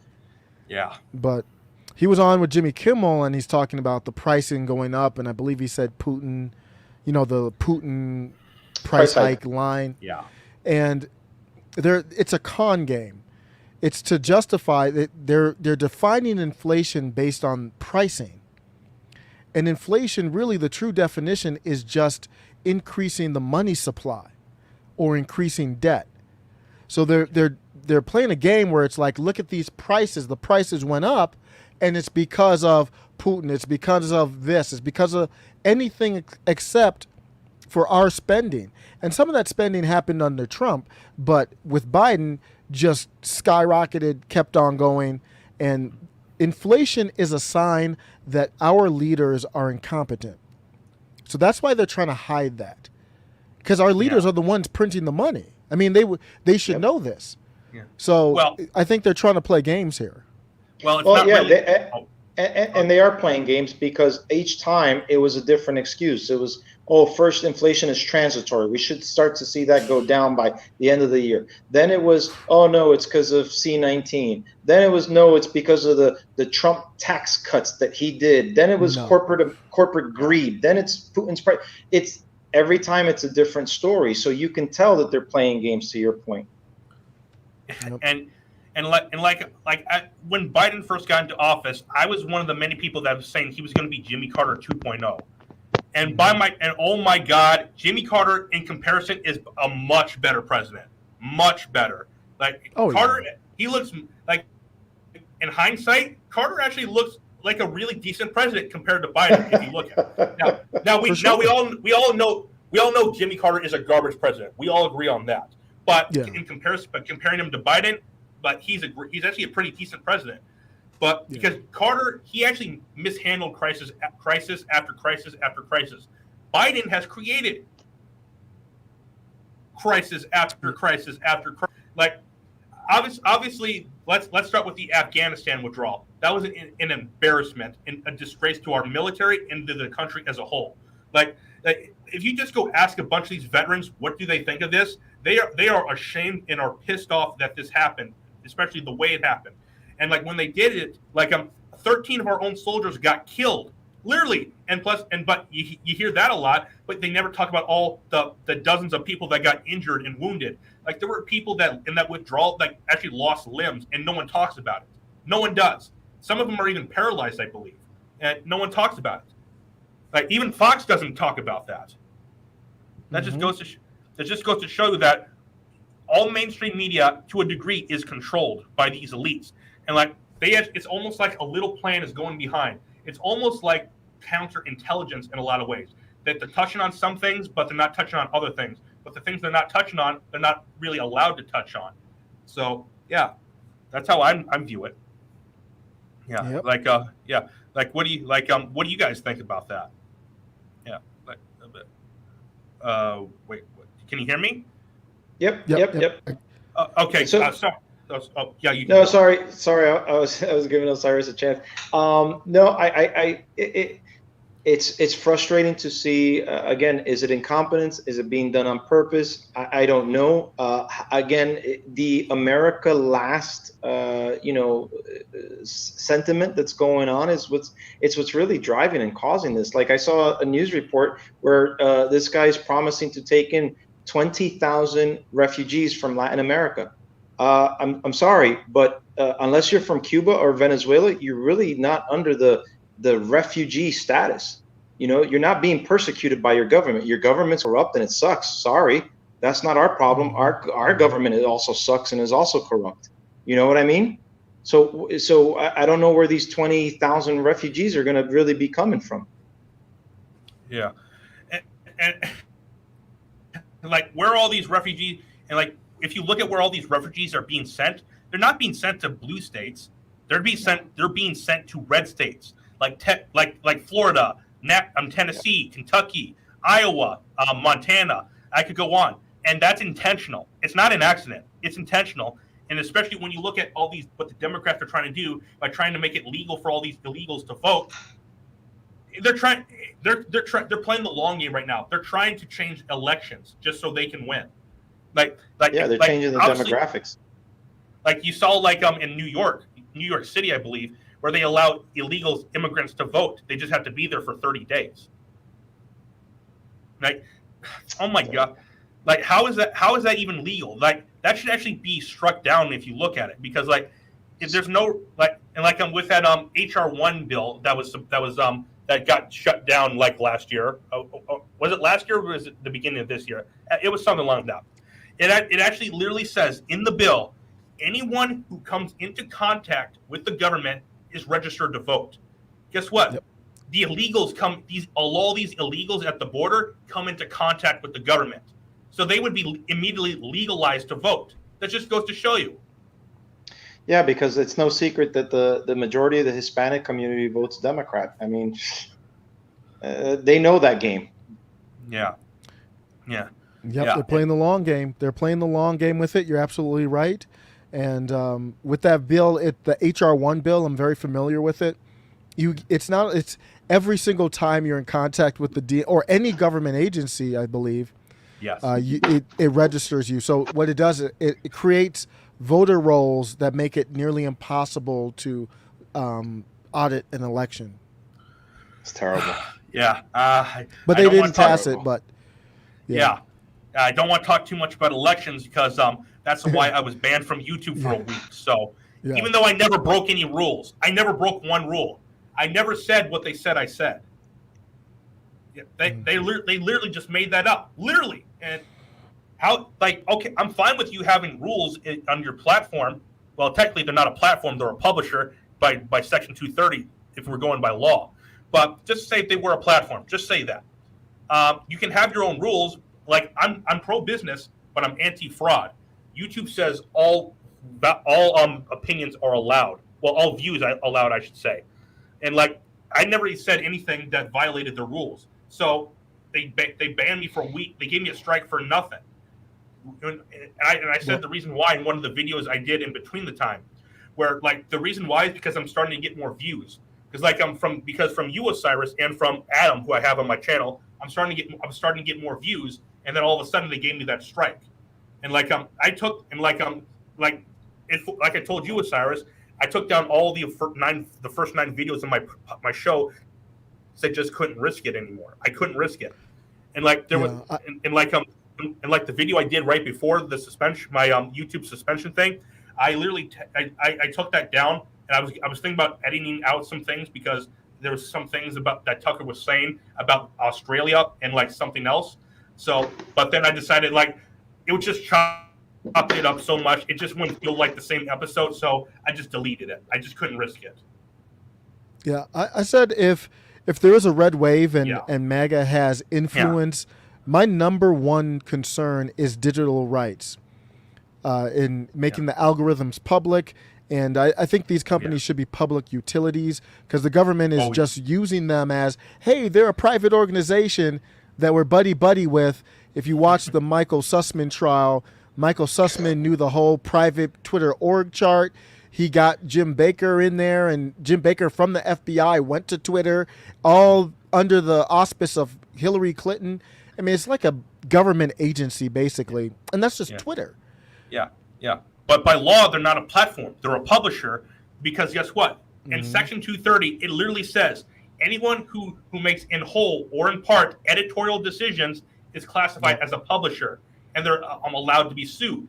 And guess what? Banning someone for their political opinions that you disagree with. Now, you're entitled to take a policy position, but you don't get to pretend that you're not a publisher and get a special benefit under Section 230. And the algorithm makes a choice of who to prop up, who not. On Twitter, you have trending and then editorial. It's all, I mean, there's clearly editorial decisions being made. I actually had Joe Rogan said it best in 2020. He said that he thinks that the First Amendment should be amended to include social media so that it can be used as like a as a utility that everyone can enjoy. Now, it would have to be based in U.S. law. Like, you can't call for someone's death. You can't threatens to kill someone. You can't do anything like that. Yeah. Because guess what? That's actually illegal in real and like reality. That's illegal. Yeah.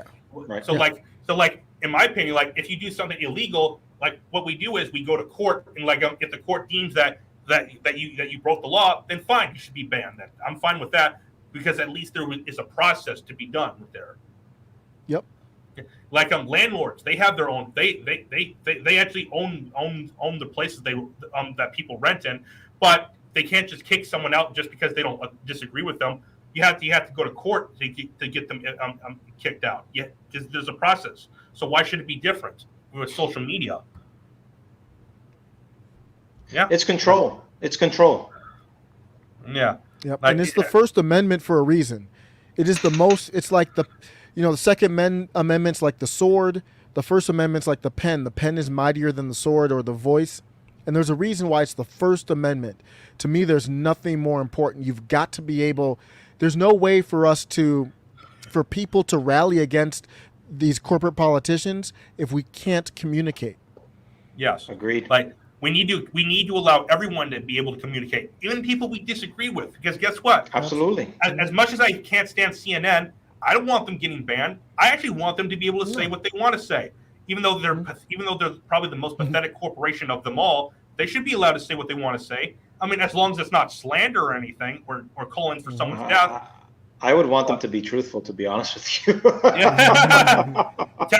Technically, I think Trump should technically sue CNN, because guess what? They slandered him so much. Like he should be allowed to sue them. As a matter of fact, if I were him, I probably would. Well, I think Kyle Rittenhouse is going to be suing him. Yeah, he is. I think he actually sent letters to a bunch of people that slandered him. Like he sent one to LeBron James, to Whoopi Goldberg, to Cenk Uygur, and those are just a few of them. So and he should, because what they did to that poor kid, what they dragged his name through the mud and called him all types of things that he wasn't, and and they did the same thing to Nicholas Sandmann. These people are dishonest, man. Yeah. Yep.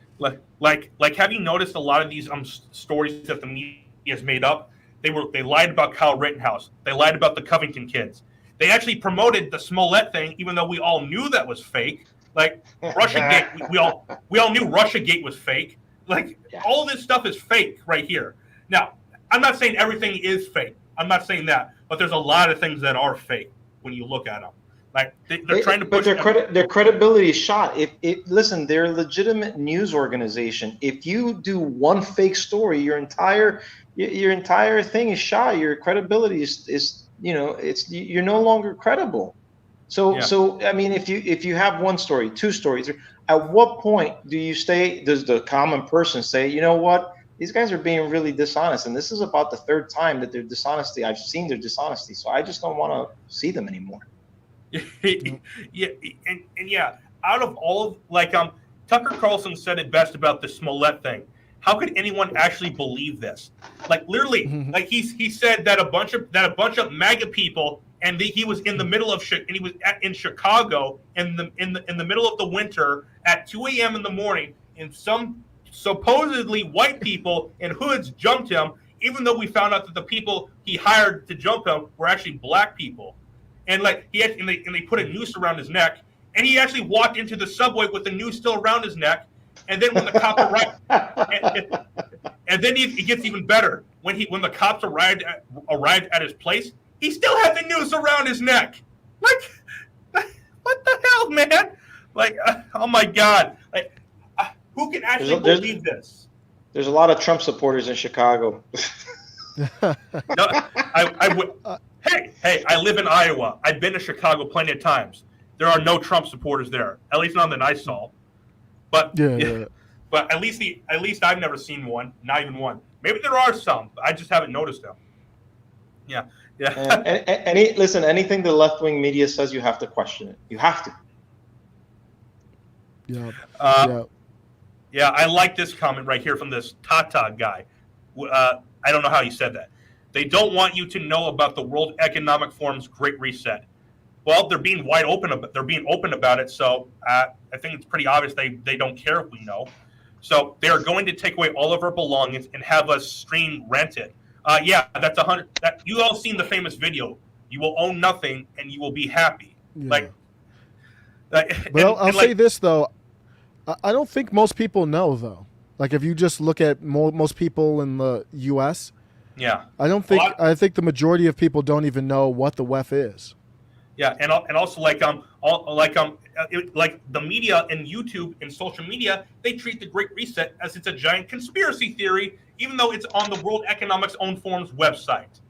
Like it's a giant. I understand that it's like something like this. Like it's so ridiculous that you almost can't believe it. But then here's another thing right here, and this is actually a true fact. 25 years ago, it was a conspiracy theory that the Catholic Church had any creeps involved in it. That was a conspiracy theory 25 years ago. And now we know that at least 30% of them were doing it. So this stuff isn't ridiculous as it's being portrayed as. Like this stuff is real. The fact they even put it out on their own website just shows how serious they are on this. And you've seen all the creepy speeches from Klaus Schwab and Bill Gates and Dave Crenshaw and Tulsi Gabbard. All this stuff is weird. Yeah. Listen, that one world government is inevitable, guys. My God, I don't. It's just a matter. It's just a matter of when. It's inevitable. Yeah, Alex Jones is right on a lot of things. Yes, there are some things he has gotten wrong, and I will fully admit to it. Obviously, the main thing Alex Jones got wrong was the Sandy Hook situation. We all know that. But I explained it. I actually did some more research, and I think I can explain why he got that wrong, the way he did. I actually watched a guy. His name is Alan Watt. He's actually another conspiracy guy. He's actually a really truthful guy, but he died last year, mysteriously, and he was only in his 50s. So, yeah. But I'll go into what he said. He said, they're all the people like Alex Jones and David Icke. They are given the real information. They are. But within it, the people who give them the information are also giving them fake information in it with it as well. And they actually report it and they believe it. And when people and when they go around saying a lot of this stuff, they're actually giving the truth, but they're also saying some of the fake stuff too. Some of the fake stuff is so ridiculous. A lot of people look at them that guy's an idiot. Obviously, they're Alan Watt. He believes there are shape-shifting lizard people. Obviously, there are no shape-shifting lizard people. That's not true. That's fake. We all know that's fake. But I believe David actually believes that because he's been right on about a lot of things. But yeah, there's a lot of these people are given the real information, but within it they're given fake information too. So yeah. I'm actually going to show you something from Alan Watt. I think you guys would actually like to hear from this guy. Give me 1 second. You guys can continue talking. Yeah. So Osiris, let me ask you a question. You talked about voting and stuff like that. What's your position on voter ID? Oh, I want our elections to be much more secure. So I think the voter ID laws, like in Georgia, for example, aren't even secure enough. Our election is right now. There's a lot of holes in our election. Even before the voter ID, there should be no third-party contractors involved at all. If they are involved, then any code that they use should be public. There should be nothing private. And so I would even start there before the voter ID laws, because there's no way to audit an election when you have a third-party system and their code is proprietary. You can't get it. So so I think our elections do need to be secured. How do you? And I agree with you. How do you feel about the narrative that voter ID is racist? It's insulting, really. I mean, you saw with Georgia, we saw higher turnout, didn't we? Yeah, I believe recently. So it's been debunked. But yeah, to say it's racist it's like you said. Everything they do is this is racist, that is racist, and it's insulting to see skin color used to keep them in power. Yeah, That's all it is. I agree with you, and it really does take away from real racism when it shows up, right? It's no different, let's say, from like a rape victim. When a woman falsely accuses a man of rape, right? It takes away from actual real rape victims, right? Because it puts in doubt this entire situation. So I think when these people they flaunt the race card as much as they do, it really takes away from actual situations where racism is there. You know what I mean? Yeah. Yep. Yeah, I think they took that video down. So yeah. And I'm sorry, Ray. Can I follow up with one more question? Sure. Osiris, did you happen, or did either of you guys happen to see the 2000 Mules documentary? Yes, Clips. I did see. Yep. I saw every second. What were your thoughts on that? My biggest takeaway is for the state, for these states not to care at all is telling. So you look at the secretaries of states in these areas, except for I think Arizona is stepping up. But when you look at Georgia, Michigan, for them to not show any care in the world, it tells you everything. You don't even need to know anything beyond that. My only question is, okay, why don't you care to look into this further? I think it's the same reason why they don't want to look into the C-19, right? Yep. Yeah. Yep. Like I didn't watch the entire documentary. I didn't. I watched clips of it, and like the clips that I actually liked the most was when Charlie Kirk was there, because I'm actually a big Charlie Kirk fan. I watch the show all the time. Like I can't. Obviously, we can't talk anything about the documentary, for obvious reasons. But from what I saw, and this is just what I saw, I didn't see the entire thing, but I saw clips. My jaw was literally dropped from what I saw. Literally, that's all I'll say on it. Can I? I did watch it, and the only thing I'll say is that they had a whistleblower on there, and the whistleblower said that they specifically target the Hispanic community for us being ignorant, elderly, and language barrier, and that frustrated me. That really ticked me off. If anything, if anything's racist, that's actually racist. Yeah. Correct. Yeah. Correct. Yeah. Yep. Like you're a Hispanic, Osiris, you're full black. Me, I'm half black. Literally, they think people like us are actually idiots because because we're minority people people from minority communities. My mistake, and they think we all just follow under the democratic agenda. But here's the thing. They don't hide their racism. They don't. Yeah. They pour it out. There's just the people. Like, for instance, Osiris, you're apparently, according to Biden, you're not black. You didn't vote for him, or did you? It's like that's so it's so ignorant. Yeah. Yeah, and no, I did not vote for Biden. Yeah, so you're not black. Nope. I didn't vote at all because at that time I was still debate because I was still in my red pill moment, still becoming red pilled. I was probably a libertarian. You were still in the oven baking. Yeah. It took all to come out of the oven and be the loaf of bread that you were. Yeah. I didn't become full red pill till after January 6th. And I actually want to talk about that hearing, those hearings that are going on. Obviously, there's some things we can't mention about it, but I want to talk about some of the stuff that we are allowed to mention on it. And the big one that we can talk about. I actually want to talk about Liz Cheney. She in that entire thing, she was pathetic. Literally, Osiris, you actually did live stream the entire thing on your channel. I didn't watch all of it. I just watched parts of it. And like you were saying how pathetic she is in it. Yeah. You can tell she was excited. Well, Liz Cheney is excited about it. This is her time to shine. This is like her Hollywood moment. I've seen her a lot, and to me, just my opinion, I could tell that she was really happy. Like, she felt like she was all dressed up. She had the camera on her. She was the star in their eyes of the J6 hearing. And it's a sham hearing. It's unconstitutional, in my opinion, the way that it was constructed. And it has no minority membership approved from the minority leader on there. So none of the congressmen or women that were chosen by Kevin McCarthy are on that committee. So it is a third impeachment of Donald Trump with no defense.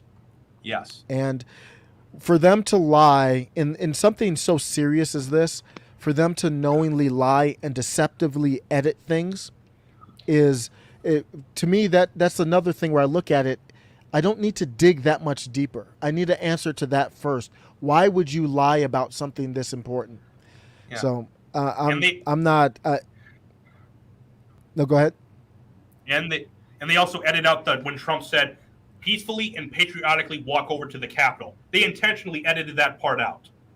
That just goes to show what they're doing. Yep, they messed up the timeline.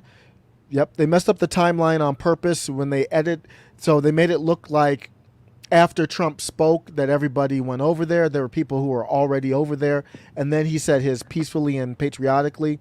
They didn't even put that in there. It's all a dishonest sham. Yeah. Did you guys see what Tucker was talking? What Tucker said about the hearing? Did you see? Yeah, I did. I forgot. I did see the clip. I saw a clip of it. Well, I can't show all of it, but I will show about a minute or two of it, because in case the people who haven't watched it, because I actually saw this on the Daily Caller website. I saw the whole segment. I actually like the Daily Caller because Tucker even founded it himself. Let's just watch part of this. Watch a minute or and just so 1 second. We did not think it was an insurrection because it was not an insurrection. It was not even close to an insurrection. Not a single person in the crowd that day was found to be carrying a firearm, some insurrection. Correct. In fact, the only person who wound up shot to death was a protester. She was a 36-year-old military veteran called Ashley Babbitt. Babbitt was just over 5 feet tall. She was unarmed. She posed no conceivable threat to anyone. But Capitol Hill police shot her in the neck and never explained why that was justified. Those are the facts of January 6th. But since the very first hours, they have been distorted beyond recognition, relentlessly. Culminating with last night. Last night, CBS Nightly News told its viewers that insurrectionists at the Capitol on January 6th, quote, caused the deaths of 5 police officers. That is a pure lie. There is nothing true about it, and they know that perfectly well. Here's reporter Bob Costa, who should be deeply ashamed to say something this dishonest. Thursday's primetime hearing will take Americans back to January 6th, when an estimated 2,000 rioters breached the Capitol building, causing the deaths of 5 police officers. It's hard to believe he said that. Rioters caused the deaths of 5 police officers. You just heard CBS News tell its viewers that. Yeah. This must be the big lie theory.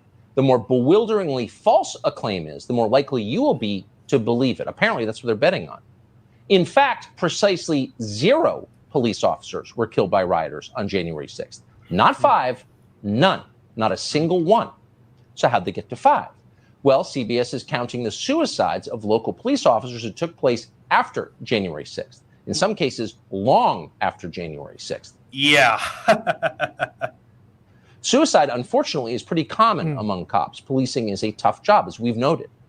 But in these specific cases, the one CBS is referring to, the chief of Washington, D.C.'s police department told the New York Times that actually he had no idea if his officers were driven to kill themselves by January 6th. CBS just made that up. The 5th death that CBS News is referring to is of Capitol Hill police officer Brian Sicknick. You will remember his name. Sicknick's body lay in state at the Capitol after the media told us he'd been beaten to death by Trump voters with a fire extinguisher. Here's what they told you. Officer Sicknick died after being hit in the head with a fire extinguisher. Sicknick died after being hit in the head with a fire extinguisher. Officer Brian Sicknick died after being hit in the head with a fire extinguisher during the hours-long attack. They beat a Capitol police officer to death with a fire extinguisher. Officer Brian Sicknick died after being hit in the head with a fire extinguisher during the fight. He died at the age of 42 after he was bludgeoned with a fire extinguisher. Once again, that's not true. Everything you just heard was completely fabricated. The D.C. medical examiner performed an autopsy, and the autopsy report showed that Officer Brian Sicknick had not suffered any kind of blunt force trauma. He was not beaten to death. He died of a stroke in his office later. No one has been charged in Officer Sicknick's death because Officer Sicknick wasn't murdered. They are lying to you. That is provable. Not a single person you just saw has apologized for lying. Not a single one. And it's not just the news media. Here's Congressman Pete Aguilar of California claiming that officers lost their lives on January 6th. These hearings will be a chance for the country to come together. Come together? Rally around the truth and unite around the rule of law. We owe it to the officers who lost their lives and the officers who were injured to tell that story and to ensure that this never happens again. Let's rally around the truth, he says, as he lies to you. May those words burn your tongue, liar. But what did happen exactly on January 6th? What's the truth of that day? Well, that's still unknown. From the extensive video we have of January 6th, it's clear that some in the crowd, more than a few, were encouraging protesters to breach the Capitol, to commit felonies. We're not guessing at that. We've showed you the tape. We have pictures of their faces. In the case of a man called Ray Epps, we know his name, but they've never been charged. Ray Epps was standing in exactly the same place that a lot of people who went to jail were standing, but he wasn't charged. His name was taken off the FBI's most wanted list. Why is that? It doesn't make any sense. The January 6th committee will not explain that. After a year and millions of dollars and 1,000 interviews, they won't tell us. Nor will they tell us how many FBI agents and assets were in the crowd that day and what were they doing there. Why can't we know that? And why are they still hiding thousands of hours of surveillance footage from within the Capitol? If the point of the committee was to get the truth out there, why can't we see the tape? Why did authorities open the doors of the Capitol to rioters and let them walk in, usher them in the doors? That's utterly bizarre. You saw that live. No one's ever explained it. What's the explanation for that? And by the way, whatever happened to the mysterious pipe bomber, whose bombs we later learned many months later, Kamala Harris's bodyguards discovered? Kamala Harris told us she was at the Capitol that day, but she wasn't. She was at the DNC with a pipe bomb outside. Her bodyguards found that bomb, but she lied about that. She hid that. Why? That's got to be one of the weirdest stories ever. What does it mean, Liz Cheney? Silence. And of course, okay, I can't play anymore because Tucker goes on the rails about something I can't say. But you guys get the general idea right there. Like, as you can see, there was a lot of. Oh, you can go, Carlos. I was just going to agree with Osiris. I mean, it's a sham. This is what is hurting democracy in our country, right? They're purposely lying. They're purposely doing things. They're purposely setting. As a matter of fact, my wife is from Venezuela. She was born over there, and she when that day took place and she saw everything that was happening and she saw the days. How they were trying to pin everything on Trump and all that stuff. She said, this is exactly what happened in my country. She goes, there was a political leader, and I don't know the names, to be honest with you, because I don't have that extensive knowledge on Venezuelan history. But she said there was a politician, and there was who was trying to run for president, and there was another politician. It could be the current president that's in there now. I don't really remember, but anyhow, so there was a protest that took place, and what the bad president did, let's just say, let's put it that way, he hired, or his administration, whatever, they hired people to purposely cause violence during this, which was a peaceful protest from the good president, or the guy who was trying to run for president, to smear him and make him look bad. And what happened was, they actually managed to do that, and they managed to imprison the guy who was running for president, who wanted to, obviously fix things up and so on and so forth. So she goes, I feel like I'm back in my home country seeing this stuff. And yeah, this guy in the comment section, Tata guy, I had to bring this comment up right here. Shouldn't a Freedom of Information Act request happen? I haven't thought about that before. Technically, we can do that if we want to.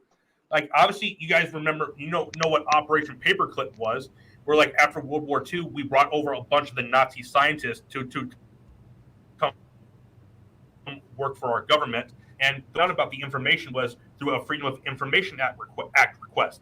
Can we do this with January 6th? Because I think that was something we should try to do.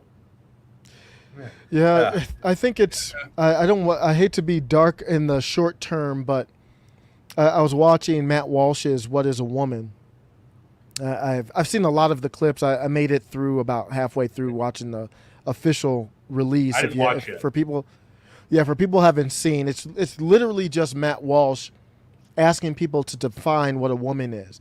And the reason why I bring that up is there's no truth anymore. What I'm seeing is people who kind of are in our lane dig for facts and truth.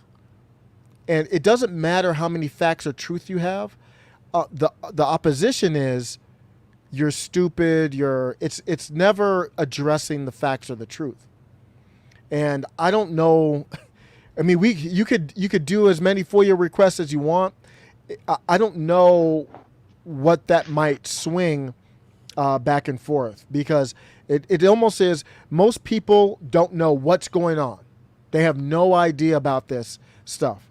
They think when they say J6 it was an insurrection, they think it's an insurrection.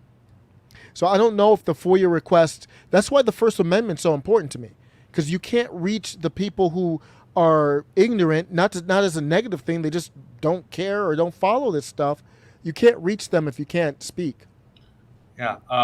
I think someone should try to do a Freedom of Information Act request, because Osiris, your mic's down. Okay, now it's back up. Okay. Someone should try to do a Freedom of Information Act request, because technically, if you do a request, they have to give you information. They can't just not do it, because under law, that's if they want to follow the law, because there's a lot of people who don't. But let's just go with it. They technically have to give you some information. Now, they don't have to give you all the information for obvious reasons. They have to give you some information, though, about what was found. If one of us gave a Freedom of Information, okay, you can go. No, I was going to say that honestly, they know what they're doing. It's not like it's by accident. They're purposely cherry picking information and purposely not sharing things. Listen, I have videos that I saw because I had friends. I had a good amount of friends that were over there that day, and they weren't part of going into the Capitol or anything like that. They were on the side that was just by the stage and so on and so forth. But I recorded, I screenshotted, and I have like a good number, like maybe 8 different videos where Capitol Police were removing barricades, calling people towards the Capitol building. Capitol Police that were leaving their posts, right? All of these things that normally don't happen when there's an actual group of people trying to break in and riot and so on and so forth. So it's all cherry-picked information for these people. Yeah. Oh, Adam was there at the rally too. He wasn't part of the people that went in.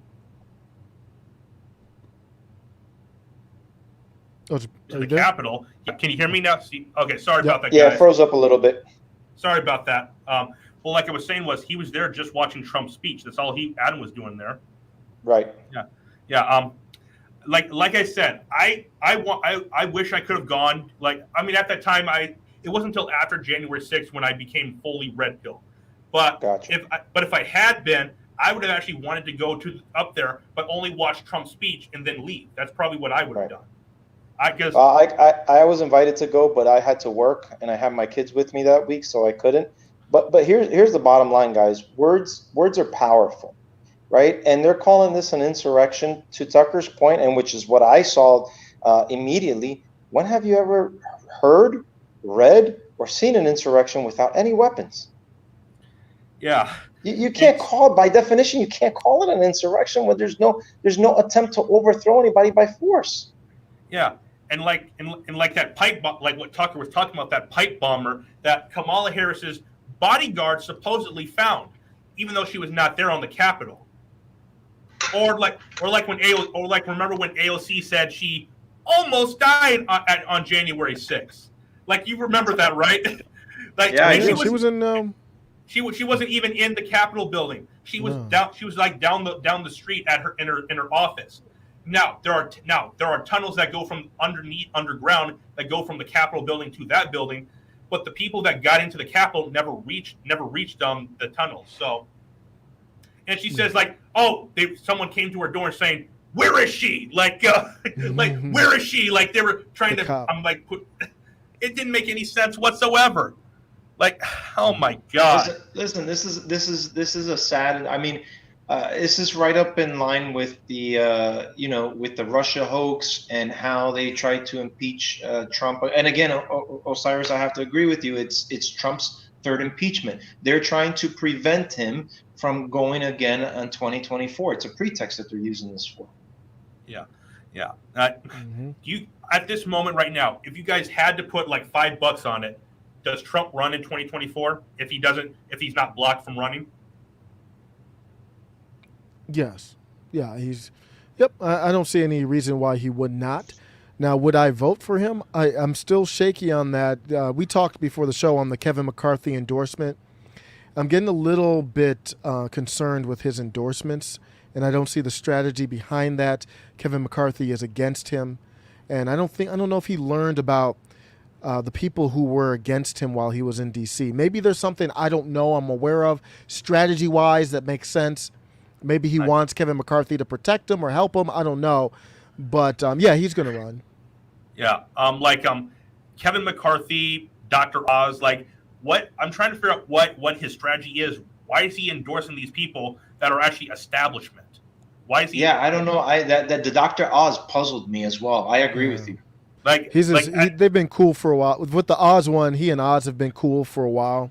So they're just friends. Now, keep in mind, remember, Trump has always been a longtime New York Democrat. That's why Ivanka, she makes funny moves because they, Kushner, Ivanka, all of them just been New York Democrats. And it's not really ideology. It's just Democrats run New York, and they were business people, and you got to pay them off, basically, or you got to be cool with them to really rise in the business world in New York. And here's the thing, though. Like, once in a while in New York, like, you get someone like a Trump or Rudy Giuliani. Is that how we say his name? Giuliani? Yeah. Giuliani. Yep. Giuliani. Sorry. People like those, like Trump and Giuliani, those are rare things in New York. Because the vast majority of the people in New York are Democrats, and the Republicans and that are in New York they're practically almost liberal. Practically almost liberal. Because as you guys know, when the Roe v. Wade leaked draft happened, there were actually a lot of Republicans in New York that were actually angry about it. Because here's the thing: most Republicans in New York are actually more closer to liberal, because they're not conservative like people like me or Carlos is. They're not even libertarian like you are, Osiris. They're actually just mostly classic liberals. Like this just here's and then you get someone like his kids. Obviously, I think usually when you have younger people, they obviously cater more towards the left. That's a fact. I think we all know that. I mean, once in a while you get someone like a Madison Cawthorn or who else? Someone else like that. Once in a while you get someone like that. But both of those are rare circumstances, though. Yeah. Or someone like Jack from Red Eagle Politics. Yeah. Which I'm actually a big fan of him. Yeah. Hey, guys, I actually have to cut out, so I apologize. Okay. Baby's crying, so. Yeah. Osiris and I can stay on because me and him can talk for a little longer. Sure. Hey, thank you guys. Thank you, Ray, again for having me. I appreciate it. Osiris, I'll check you guys out later. Carlos. Right, Carlos. Thing before you go, when you start your own podcast again by the end of this month again? No, I'm hoping either the end of this month or beginning of next month. I got to coordinate it with my brother-in-law. Yeah, nice. And also something I thought of maybe the three of us can do in the future. Maybe in the future, instead of us coming on each other's shows, maybe what if we start our own little show where all three of us have a little thing, how Ethan Klein and Hassan Piker, they have their own little show. They have their own individual shows as well. But once every couple weeks they get together and just do a giant show. We can create a brand new channel as a whole. We can create a brand new channel as a whole, and just the three of us can all get together and just talk about all this kind of stuff. Sounds cool, man. Yep. Yeah. All right, guys. Have a great one. Take care, brothers. Take care, man. Catch you later. Yeah.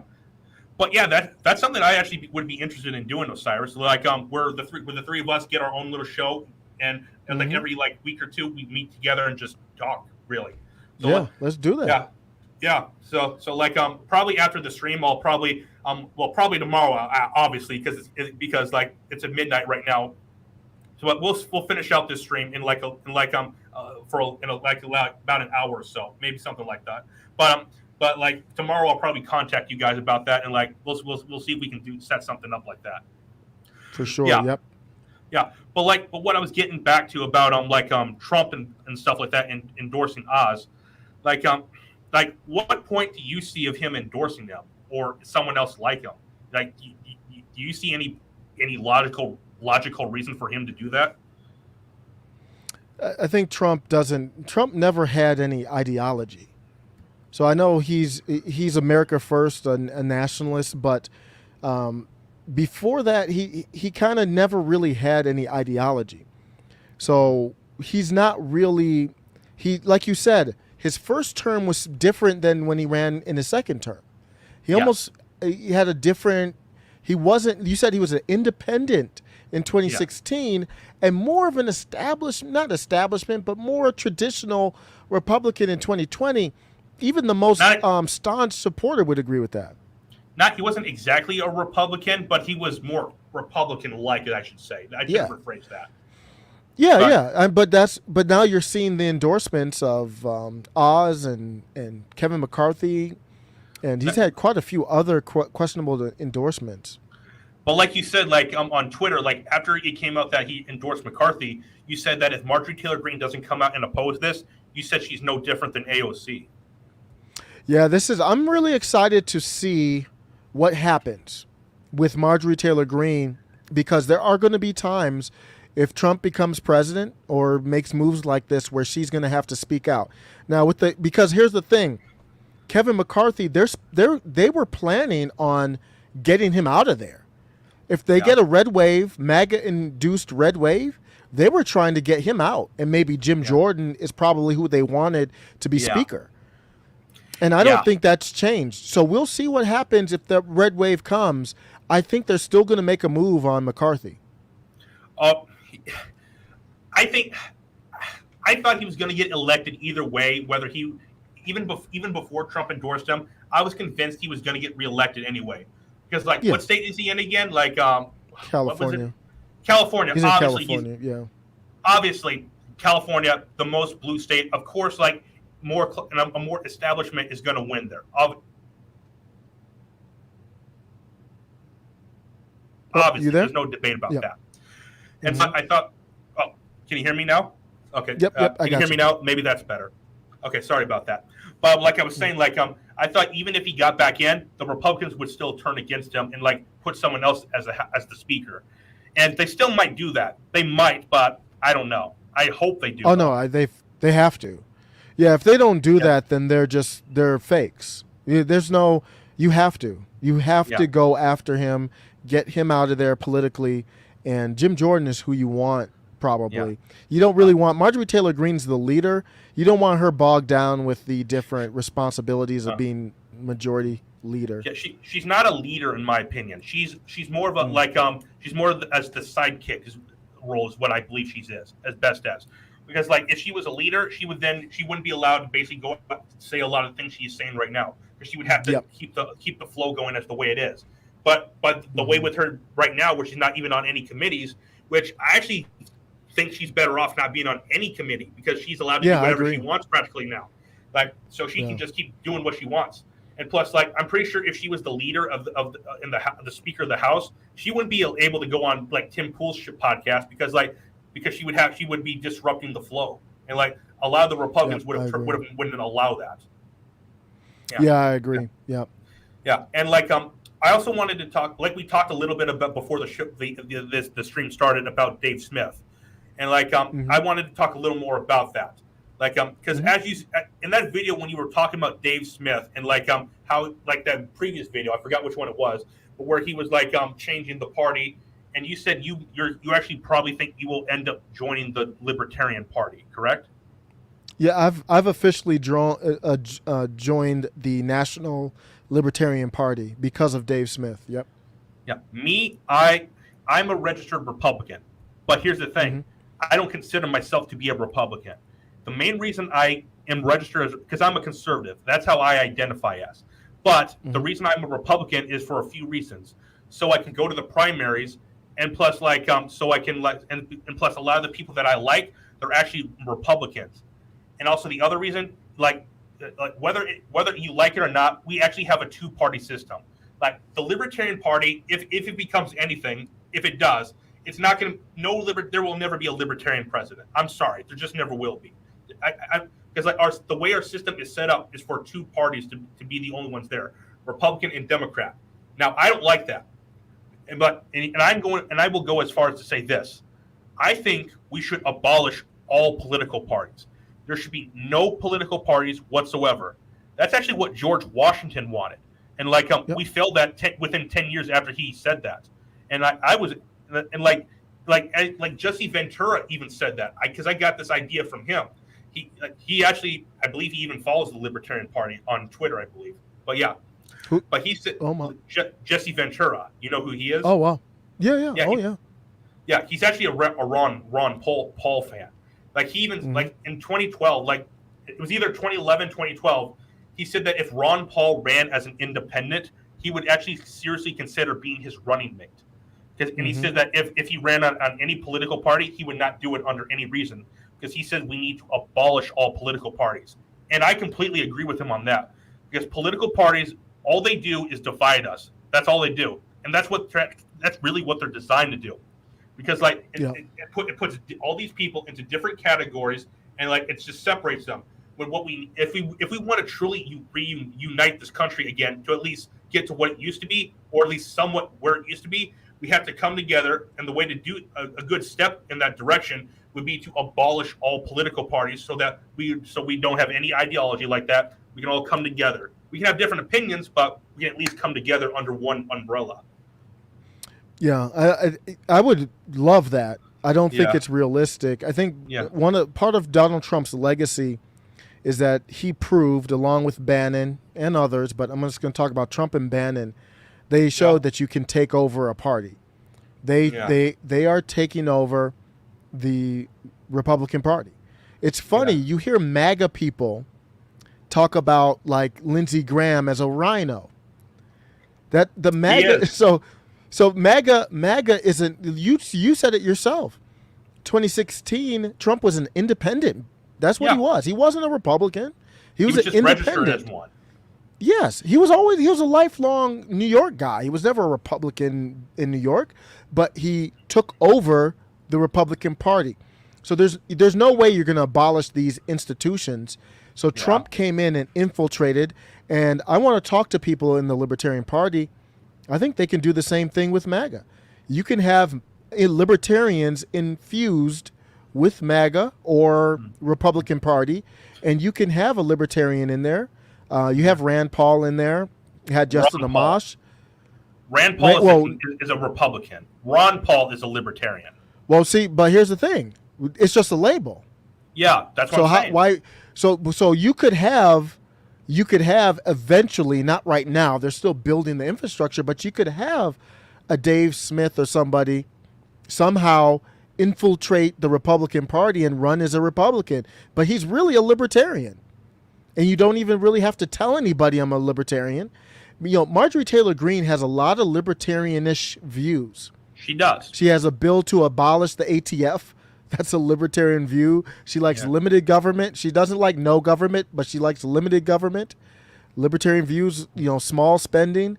Yeah. So you could infiltrate the Republican Party and call yourself a Republican, like Trump called himself a Republican, and make some moves. Yeah. What if you didn't know me and I didn't tell you what I was a conservative? How would you think I was politically? I was because like you said, it's pretty much just a label. Yeah, I would say that you're a populist. Yeah.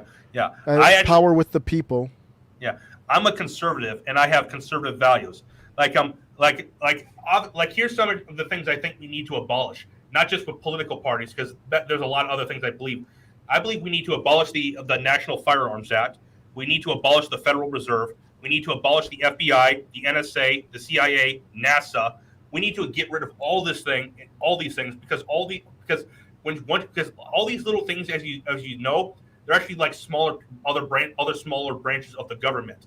But when you create that, you divide us, and they actually try to take control. and they use their own power for greedy reasons, for whatever reason they desire, and when you have that, they just tear us apart. Like, as you know, the NSA and the FBI have been spying on Americans since they spy on Americans, especially after January 6th. Well, they did spy on Americans. They've been spying on Americans ever since the Patriot Act was approved. But they went even much further after January 6th. What you just said there libertarians would agree with everything you just said. So it doesn't even almost matter what you call yourself. It's like our interests will intersect and align, and then you support. Yeah. From there. But the main thing libertarians oppose, which is something I do not agree with them at all, they oppose like a strong military, because I believe in a fully strong military. I'm sorry, we have to have a strong military. Because, like, yes, you can make an argument we spend a little too much on that. But if you look at China, their military spending is coming up close to ours. It's starting to. I mean, it's not there yet, but it's getting really close. And, like, what's going to happen when China's military surpasses ours? Because guess what? A lot of people think that's impossible. It can't happen. But here's the thing. It can happen. It's happening. There have been, if you go back and look at history, there's been a lot of rising powers that have overthrown and become more powerful than the dominant power. Like Tim Pool said it best. And every time in history, almost every time in history, when a rising power seeks to overthrow the dominant power, I forget how many times he said it was, but it was more than 50% where it results in war. I forgot the exact amount that he said, but it was something along those lines. Yeah, I agree. Now, you can be a libertarian. I can't speak for a lot of others because I haven't heard their position on this, but I agree with you completely. You have to have a strong military. I don't want waste. I don't want extra. I don't want bases all over the world. I don't want that. But you've got to have nukes. You know, we both agree on that. If you don't have nukes, it's a wrap. You can't do anything. In a perfect world, there would be no nukes. There would be none. Yeah. But in the world but that's not the world we live in. But I would prefer there be no nukes at all. I truly wish that. But same here. Mm-hmm. But because we don't live in that world, we can't get rid of them. We have to have them. You have to have nukes. Yeah. If we didn't have nukes, what do you think Russia and China would do? Well, we wouldn't. Our country would be. Yeah, if we didn't have nukes, we wouldn't be speaking English. I don't think we'd be taken over. We would be. Well, we actually would have been speaking German. Well, okay, not my mistake. We talked about nukes earlier. No, we wouldn't be speaking German. We would be speaking Japanese. My mistake. Because the Japanese, Nazis were because the Nazis were defeated before the Japanese were. So yeah. Yep. And then they just dropped the nukes just to finish it off. Like, we don't want to do this. Just Yeah. But but did you get my text the other day when I told you when I said that, hey, you know, Jen and Peter from that one channel that you went on, that maybe on your channel sometime me and Carlos can come on and debate those two and you be the moderate for it. Because I have to talk. Me and Carlos would be the people that represent the right, and Jen and Peter would be the ones that represent the left. And you being the libertarian, you could be the moderate and make sure and hold the debate there. Yeah. For those who don't know, that's Jen Perlman on her channel, Generational Change. I'm a huge fan of it. It'll be hard to schedule. They got a busy schedule, but yeah, we could look at that. Maybe in the future though. Not anytime soon, but sometime in the future maybe. Because I disagree. In that chat, in that time when you went on, I disagree with most of the things they said, but there were some things I do agree with them on. Like the main thing that they agree with me on is that they're anti-elitist. They can't stand Bill Gates. That's something that I can agree with them on completely. And they're anti. They do not like BlackRock buying up all these houses either. I completely agree with them on that. Yeah, but I think the difference is between me and them is that they're actually coming at it from the left side view. Me, I'm coming at it from it's more of a conspiracy view. That's just how I view it.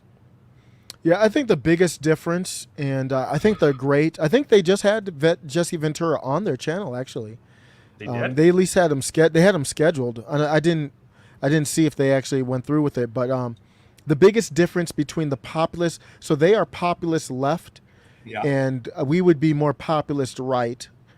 The biggest difference is they look to the government to solve every problem with government spending. Well, and that just means more government power. Well, if anything, I think we need to if anything, I think the federal government needs to be abolished. That's pretty much how I would view it. Well, that's a libertarian point of view right there. I mean, you might not even realize it, but a lot of the stuff you said is libertarian. There are conservatives that oppose the federal government. There are plenty of them. Like the reason I don't like the federal government is because they're actually at the core of it, they're the ones that are truly corrupt and bought by all the elites. That's just what it is. So what you're saying there is when you get rid of the federal government, decentralize, the power gets closer to the people. So you have more power. It gets down to the states, and you have more power over your governor. So that's a populist, libertarian, you can say conservative, but they all match. I agree. I would say that I would say it's more conservative because more conservatives believe, like libertarians believe in like virtually let you do what, like companies do whatever they want pretty much. Me, I think you need to allow them, but with certain restrictions on it. Certain, like obviously workplaces have to be safe. Of course, we all agree on that. That's just a conservative view. Now with the minimum wage, like Jen and Peter, they believe it should be $15 an hour. I disagree with that. Now I believe that there should be a minimum wage, but I don't think it should be $15 an hour, because like I think it would just destroy the country and inflation would just rage on. Yeah, libertarians probably would say the government should stay out of wages for the most part. So I don't think that. So most libertarians would say no government involvement in wages. But in a realistic society, you might have to jump in because everybody thinks their utopia is perfect, whether it's socialist or even libertarian. But there's dangers. Yeah, but there's dangers in a libertarian type of society as well. Your corporations could become too powerful in a libertarian society. And they could become if you don't have checks and balances, they would become the de facto government potentially. Yeah, like when Tucker went on Ben Shapiro's show, or at least when Ben Shapiro interviewed him, Tucker actually said a valid point in the interview, which I completely agree with. He said that capitalism is the best system, but it's not a religion. So I completely agree with him on that. Capitalism is not perfect by any means necessary. No system is, but I believe it is the best system. Like when last time I had you and Carlos on, I told you that in my view that social elements can exist in a capitalist society, but capitalist elements can't exist in a socialist society. Yeah, that's just how I view it. Oh yeah, I agree. Capitalism is I haven't seen a system better than it, because when you're looking at other systems, they always involve some type of government control. Yes. And that's where things go south. So capitalism, just the free exchange of goods, and that's what you need, a free market. Yeah, you have to have a free market, but it can't be unlimited. That's pretty much what the libertarian view is. Pretty much, it's infinite, almost nothing. Now, the conservative opinion is you have to have a lot of freedom, but you can't have unlimited. And that's pretty much what the left view is. Like the left view actually really they want almost complete control over it. Really, that's how they want it. Yeah, if you go down the left view, they don't say it, but really what they're saying is we want a dictator to create this environment, because you can't have socialism without a dictator, in my opinion. You can't have true socialism. It's centralized power, and they want a benevolent dictator to distribute the funds. Yeah, you had Castro, Chavez, Stalin, Mao. Well, Mao, I'll take it back. Mao was not a socialist; he was a communist. And Stalin was a socialist for a while, but became a communist eventually. Well, what's the difference? I'm confused about the difference at times. How do you make the distinction between communism and socialism? Yeah, socialism is like obviously like I'll say socialism is pretty much where the government controls everything pretty much, but they distribute it equally throughout everyone. That's what they try to do. even though they see that what they distribute out to people is a very small fraction of what they truly bring in. Very small, because they keep all of it for themselves. Now, communism is what China is, full on. Like, they're not even trying to hide it. They're taking everything away from the people and forcing everything on to them. And like, anyone who disagrees is locked up and pretty much in a camp. Pretty much, that's pretty much what it is. Like Woodrow Wilson was pretty much a socialist. FDR was pretty much a socialist as well. So, yeah,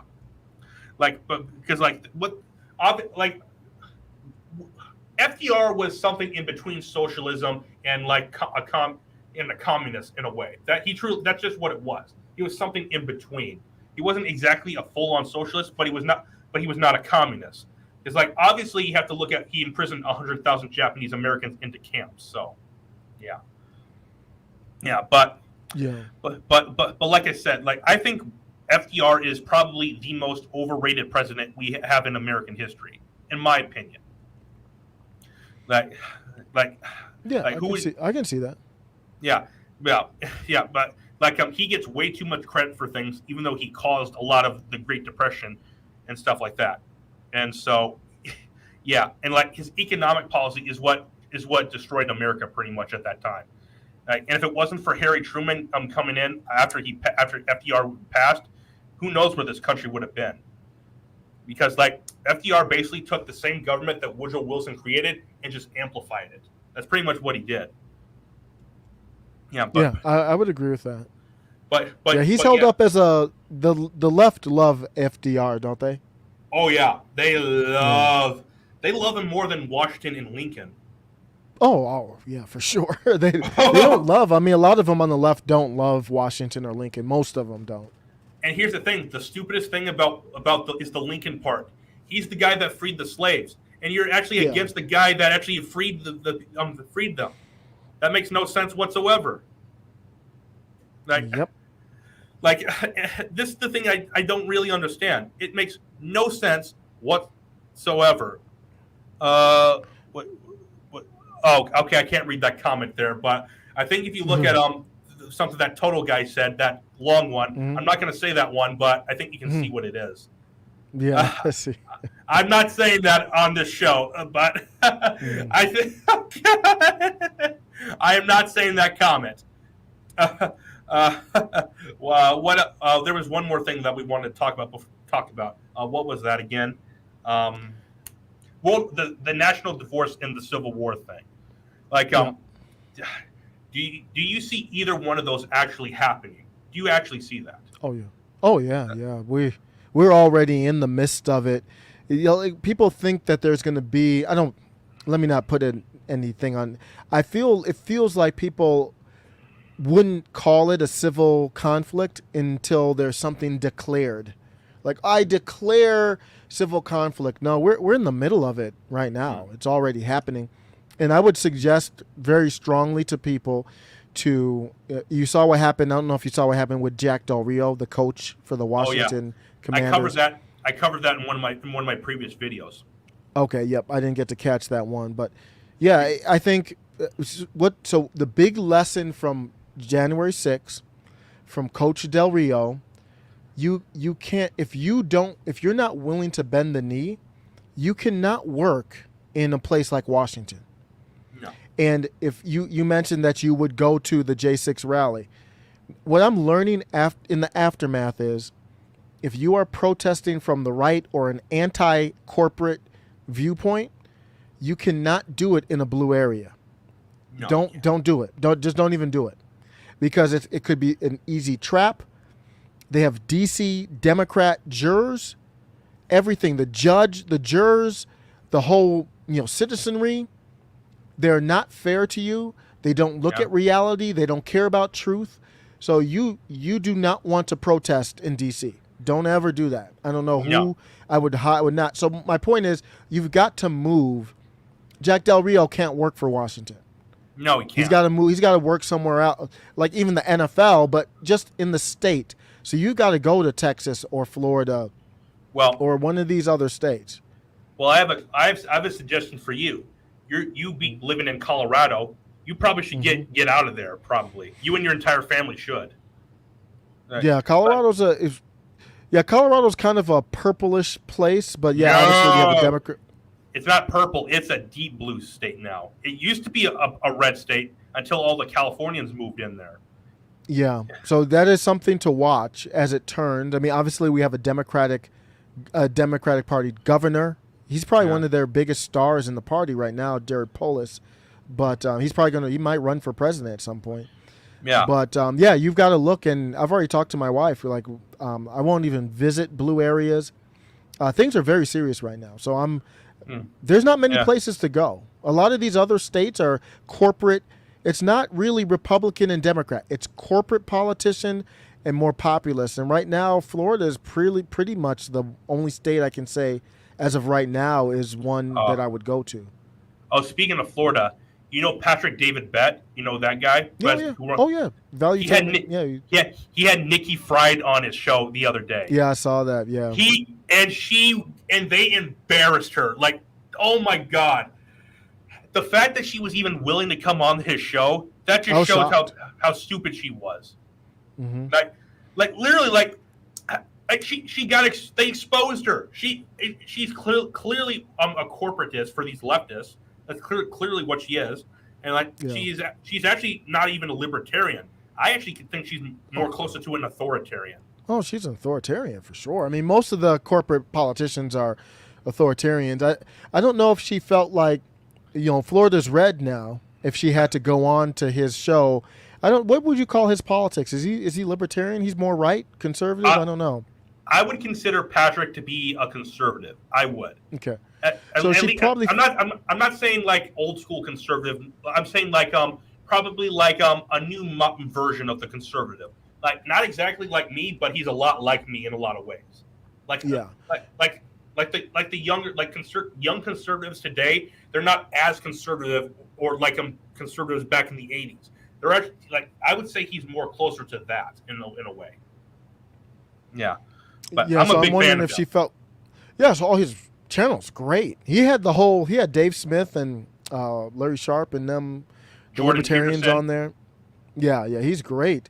I think she felt like Florida's red. I mean, she's got to be able to reach some of the people in the middle there that lean more populist or right. So that's probably why she went on there. Yeah, I want to watch a couple clips from that, just a couple of them, because I just want to see what she was actually thinking in this. Like, give me 1 second. I'm gonna bring this right here.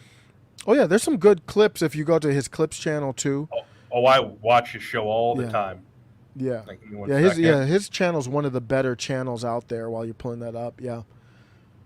Okay, Valuetainment. Let me find this. Where is it? I still like that interview he did with Kobe Bryant before he passed. That was a great interview. Yeah, that's probably is my favorite one that he's done. Yeah, probably. I think that's his highest view. Yeah. Mm-hmm. Yeah. Let me try to. I forgot he had Cenk Uygur on a couple months ago. That was actually a good episode. That was actually a really good episode. Cenk got embarrassed right there. Mm-hmm. I can't stand Cenk. But he was more mellowed out and humble during that interview. It was worth listening to. It was a good discussion, I thought. It was. I don't think it really was actually. Oh, you don't? I think because I think Cenk actually dug his own hole in that interview. That's just how I view it. Yeah, I think so too. But okay, right here. This clip is actually a great one. Right here. I like this one a whole lot. Is this the restaurant one? No, why she's running against DeSantis. Yeah. This one is cool. There's a lot of people in Florida who are, fans of Florida with what's going on with Florida. But I haven't met anybody that admires and loves DeSantis as much as you. Why is that? What's the reasoning why you love the governor so much? Like, I'm really curious. Where should we don't have only an hour, right? I'm actually curious. Why do you love this man so much? It's interesting. When we first got elected, all four of us on the cabinet. So for those who don't know, the cabinet consists of the governor, the chief financial officer, the attorney general, and the commissioner of agriculture. And I was actually really hopeful. All four of us were under the age of 50. all had younger families. And I really was like, okay, great. Maybe there's an opportunity for us to show the rest of the country what bipartisan support looks like. We had a lot of mutual friends. I had known the Attorney General since our time in undergrad and law school, knew the CFO from when he was in the legislature. Ashley, right? Ashley, you know. Yep. Was that Jimmy Petronas as well? As CFO. Yeah. Okay, gotcha. So I had known them all I was like, okay, we're gonna do this. We're gonna do some good stuff together.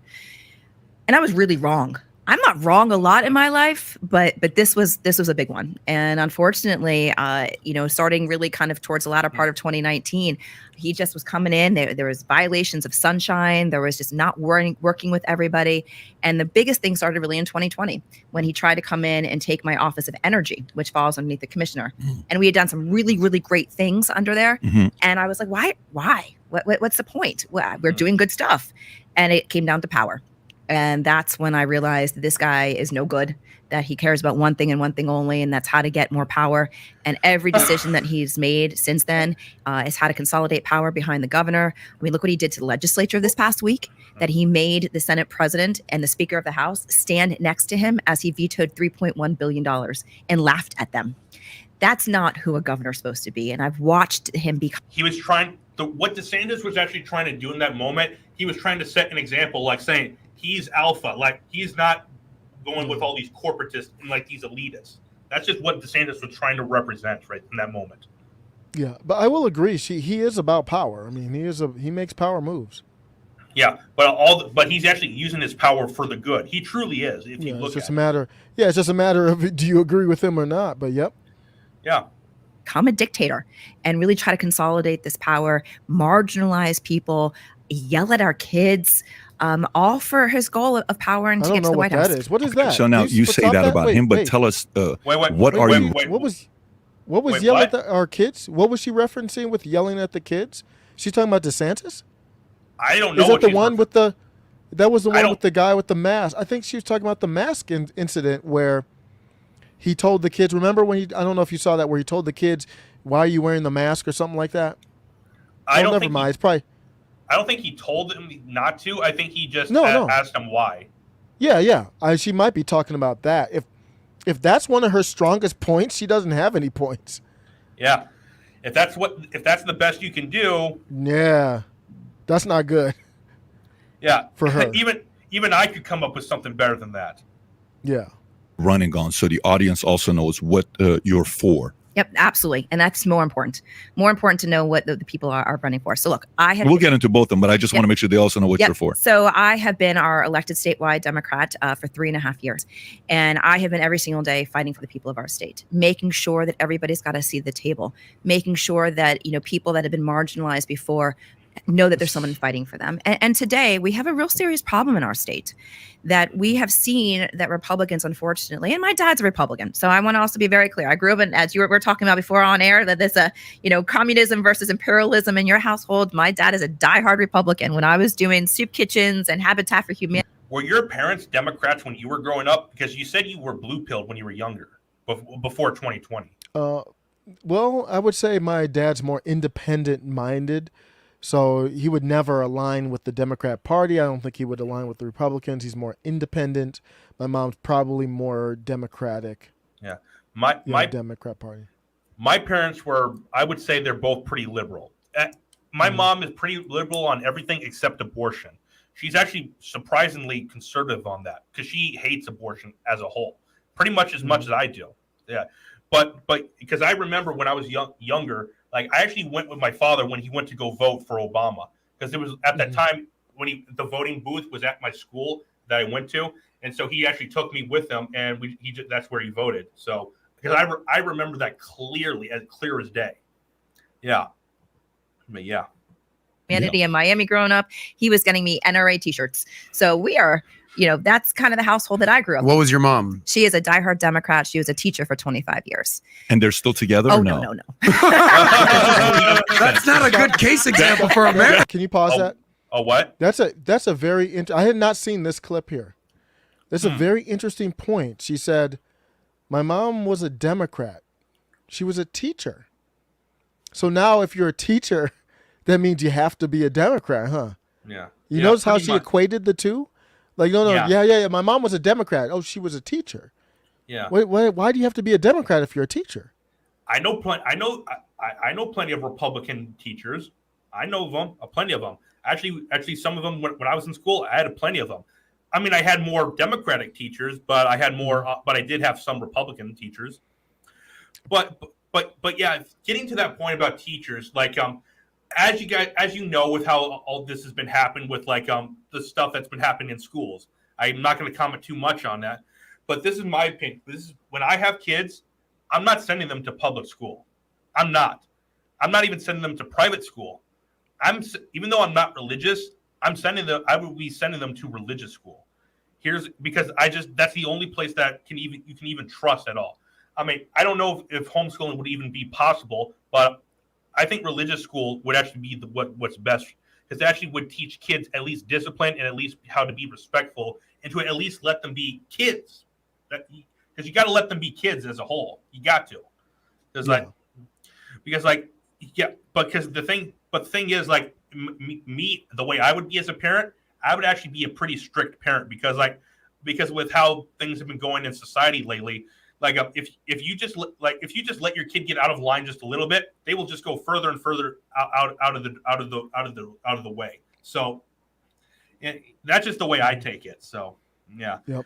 Yeah. I'm pretty sure you just let your kids just be kids, and you just keep them out of politics as a whole, pretty much. Oh yeah. Well, I've read the Constitution. Well, there's a little children's book on the Constitution. I've read that, but not to take any sides or anything.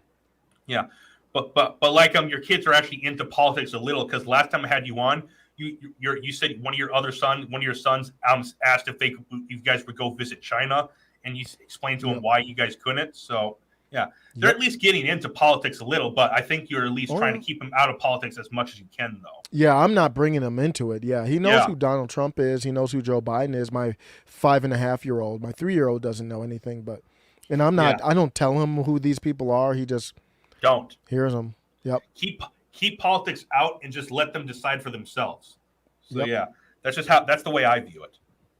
Yep. Yeah. Well, I mean, that makes sense. That's not a good case example for America there, Nikki. How long were they married for? 25 years. Wow. That's a long time. That's a long time. A long time. 25 years. Sometimes that 25 years is simply until the kids turn 18. That's what they're waiting for. Yeah. So, but go I ahead. was 14, but were you? Okay, there you go. We can't wait in 4 more years. Sorry. I was 12. They got divorced twice, my parents, in 20 years. Okay, that is okay. What are his? I don't understand that though. Why are his parents got divorced twice in 20 years? That makes no sense. Yeah. That makes no sense.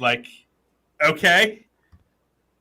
Yeah, married each other, divorced, married each other, divorce in 20 years. Wow. So similar story, but please continue. So I was watching all of this, and at the end of the day, that's not what government's supposed to be. Government is supposed to be able to bring people together, inspire people, making sure that everybody's got economic opportunities, get that American dream of home ownership and living here, and government staying out of the way.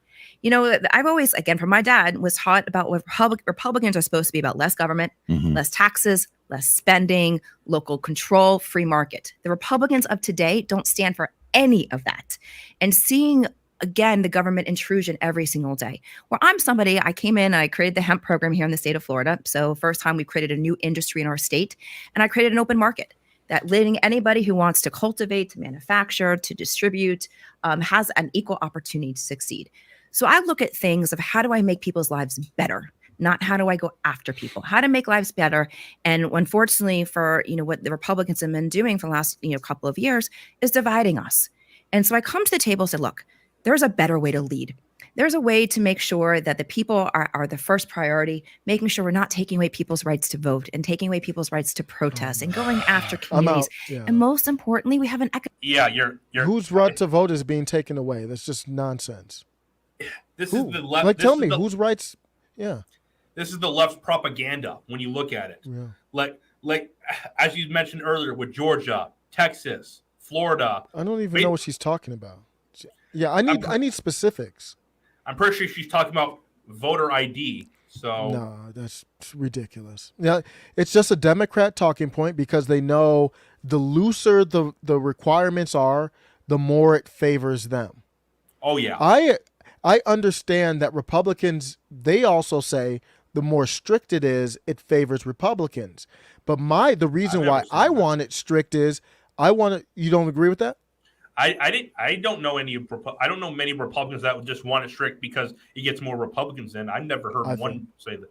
I've never seen. Well, they're not going to say that, but if you look at an election in general, if you just let people print their own ballots, which they actually did in some counties in California, if you let anyone print a ballot and they're raining from the sky, it's going to help Democrats. If you lock it down more, it's going to help Republicans, in my opinion. The reason why I want it locked down more is because I want to trust the vote more. Same here. So that's my take. So I don't know what she's talking about with voting rights. It's nonsense. Yeah, the looser the looser it is, the more like okay, I'm not going to say that for reasons, but I just like it where it's where at least I at least want voter ID. That's just what I want. That's the way I take it. And I think mail-in ballots should be limited. Oh, no, yeah. Now, I'm also not a fan of drop boxes either. So. Oh gosh, no. That should be no. Oh hell no. DeSantis tried to get them banned in when that voting bill was getting worked through, but the legislator wanted to keep them. So he had to work on a compromise with them. So they have to keep all the drop boxes, but they have to be monitored 24/7. Yeah, there's no. Yeah, that doesn't. Yeah, maybe in Florida it might do something, but I don't. Yeah, so he had. So they're going to have drop box. Yeah, that's a loss. I don't know. I'll have to look that up. That's a big loss. No, DeSantis even said that himself. He didn't want to keep them, but because the legislator did, so he had to work on a compromise with them. Yeah. So yeah. I'm not a fan of them, but it is what it is. So yeah. Economic disaster happening in our state that people can't afford to live here. We become the number one unaffordability. It's because it's demand. Yeah, everybody's because things are going. DeSantis is doing such a great job. I mean, honestly, that's what it is. Yeah, because people keep moving there. The same things happen in Texas, and they're wondering why the rent has gone up so high. Why a lot of people can't afford to live there. Well, compared to California, it's dirt cheap to live there because we all know how expensive California is. Just an old broken down house costs like $1 million in California. And in Texas or Florida, it costs like $400,000, maybe $500,000, maybe. So yeah, this is how it is. We've surpassed California and New York.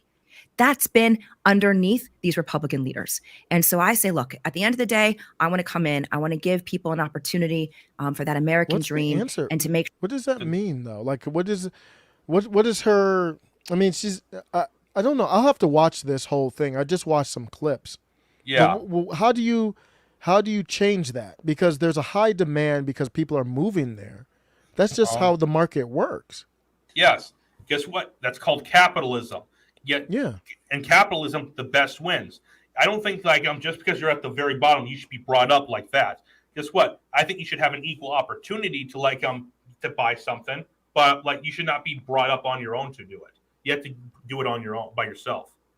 That's just the way I view it. So, so when she's talking about how it's impossible to afford to live there, you know what? It's because people are just continuing to move there, and they even talked about it in the interview too.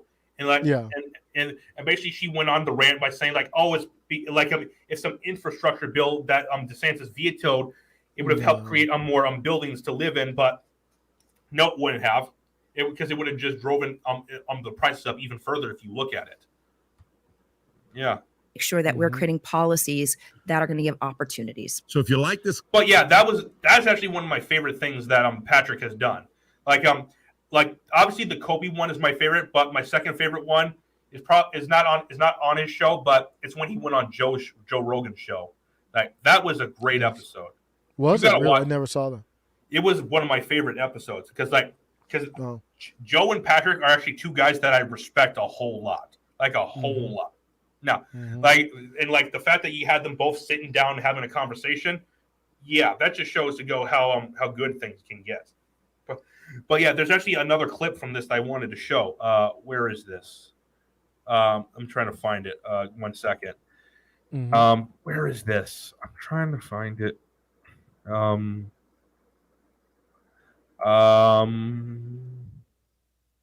Yeah, where is it? Oh, why should anyone vote for you? Or we have gutted the public schools. This is one I think you're going to be really interested in, Osiris. Where? I'm not sure if you've seen this clip, but yeah. No, I've Where not seen is this our one. teachers Okay. living? They can't afford to live here. We are funding education 49th in the nation. Do you want to talk about New York and California and other states that have, we're the third largest GDP in the nation, third after those two states, but yet we're funding education 49th in the nation. That tells you that our priorities are backwards and our education system is falling apart. Healthcare, we're funding healthcare 50th in the nation. We haven't expanded Medicaid. So well, I'm curious though.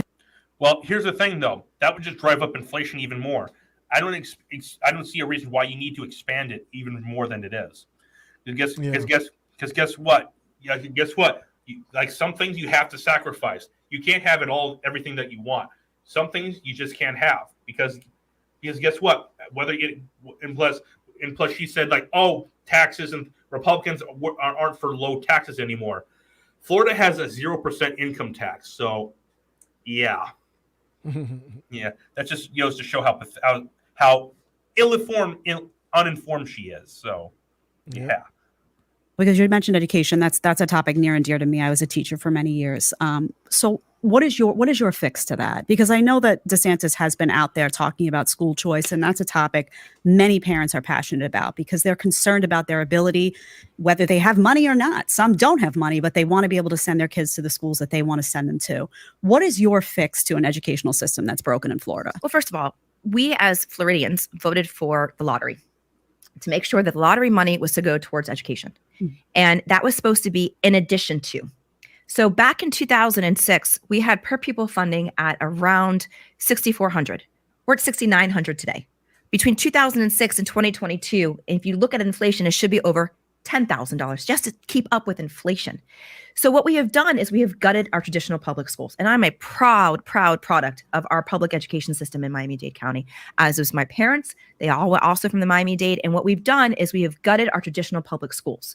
And so we've taken money out of our traditional public schools and we have allocated into any other place, not even just general other education. We've gutted it. And so what we have to be doing is putting more money back into our education system. Okay, so I'm going to... No.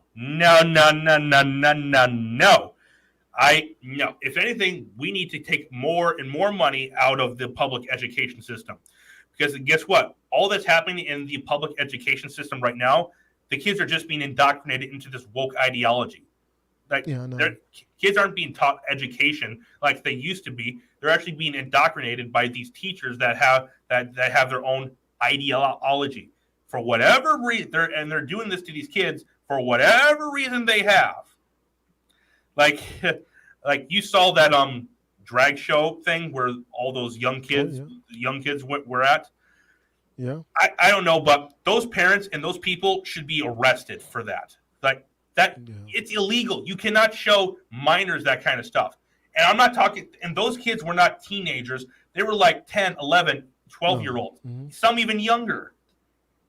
So how is that not illegal? Yeah. She's obviously not for school choice.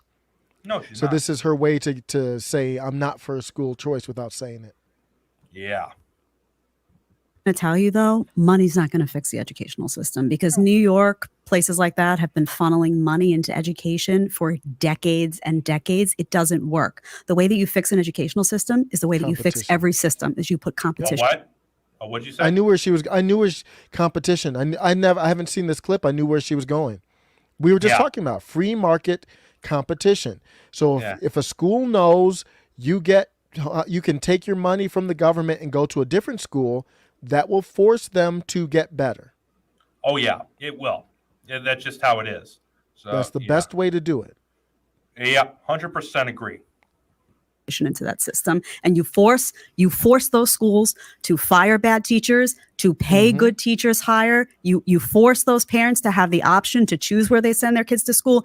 Every single district you look at, everywhere in the country that allows for school choice, sees a rise in educational opportunities for families and a 100% right there. 100% right. Yeah. rise in standard of education for kids. So if you want to fix the educational system, truly, and I believe that you do, based on what you're saying, that's how you fix it. Well, and I don't necessarily agree with all of that, but she makes a good point though. And I don't have kids just like you. But school choice seems like capitalism at its finest. What's wrong with that? Because everybody is entitled to a quality education system. And when you take money out of our traditional public schools, which are still the bedrock, if you talk about people wanting to go into choice, if you look at the statistics, still 75+% of our parents are still making the choice to put their kids into traditional public schools. And they're failing them. Those schools are failing them. But that's also because the fact is, a lot of these public schools, they're failing. Like I don't think the public school system is needed anymore. Really, I don't think so. Yeah, that's a libertarian approach. Yeah. That if you are talking about our private schools or charter schools that are paying more money for their teachers, that we're losing, we have 6,500 shortage of teachers, that we are asking parents to come in as substitute teachers. They're making nothing. And DeSantis, I was on those salaries. I know what they look like. And so was my mom. She taught for 25 years. I heard those stories. Heard the stories of our teachers buying school supplies for their kids because there's not enough school supplies in the classrooms. And what we have done is money enough? No, absolutely. But that has to start somewhere. That we have schools, and if you want to look at something interesting, that at a third grade reading, that 90% of our Black kids at third grade reading are reading. You knew she was going to play the race card right there. You just knew that. Yeah. This is the thing that leftists do. They always, almost like every time they play the race card, and every time they dig their own hole, reading below poverty line, and we base how many jails and prisons we build based on that third grade reading. But you can't blame, first of all, you're going to have to look at family structures for that. You're going to have to go back to the dinner table. You're going to have to look at, does that child have the support of the family we at can home? Go into that whole You have to talk about community. You have to talk about church. There are layers deep of this. Of course, but you're not going to throw money at that school and fix that kid. The way that you're going to give that kid an opportunity, let that parent or that guardian pick where that kid goes to school. And if that school is failing that kid, shut her down. And we have to understand too, everyone's not going to be saved. You have to want to be saved. Everyone's not going to be born into a great situation. That's just life. Yeah. Life like I'm a big fan of, like, if you remember in The Lion King when Scar in the opening scene when he was going to eat that mouse, he told the mouse that life is unfair. Some are he said, some are born to feast, others spend their lives in the dark begging for scraps. He said, remember that. I just thought of that. And I loved school choice because those parents who might be in a tougher area with a bad public school who actually do care, they would get an opportunity. Oh yeah, they totally do. Mm-hmm. Shut her down. Well, obviously, why wouldn't money help though? If you're saying teachers got to come out of pocket to buy, because you know why they waste a ton, like every other government institution. Oh, what? Wait, we're talking about money. Money, throwing money at things doesn't necessarily fix it. No, it every doesn't. problem is not fixed by money. Yeah. Not every problem is. It's the same thing with reparations. Like Daryl Davis, even though like if you remember when Daryl Davis was on Tim Pool's show. Your mic is down, man. Okay, how's it sound? Okay, I can hear you now, man. Sorry about that. Can you hear me now? Yep. Okay. But remember when Daryl Davis was on Tim Pool's show and they were talking about reparations, and Tim just schooled him on that because he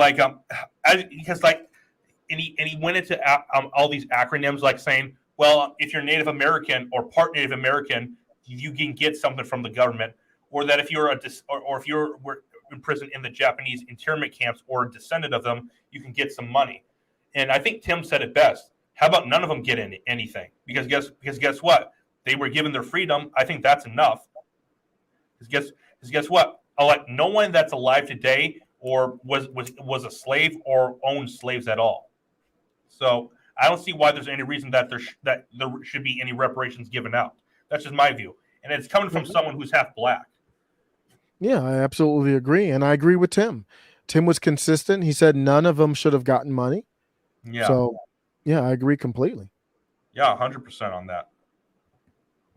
They waste a ton of money. Obviously, you don't see it, and then you have teachers unions. You don't agree with that, Nikki? You don't think government wastes money? Oh, government wastes lots of money. Governor just did a $109 billion budget. I can find a whole lot more. He'd only vetoed $3.1 billion. I could have vetoed a whole heck of a lot more in there.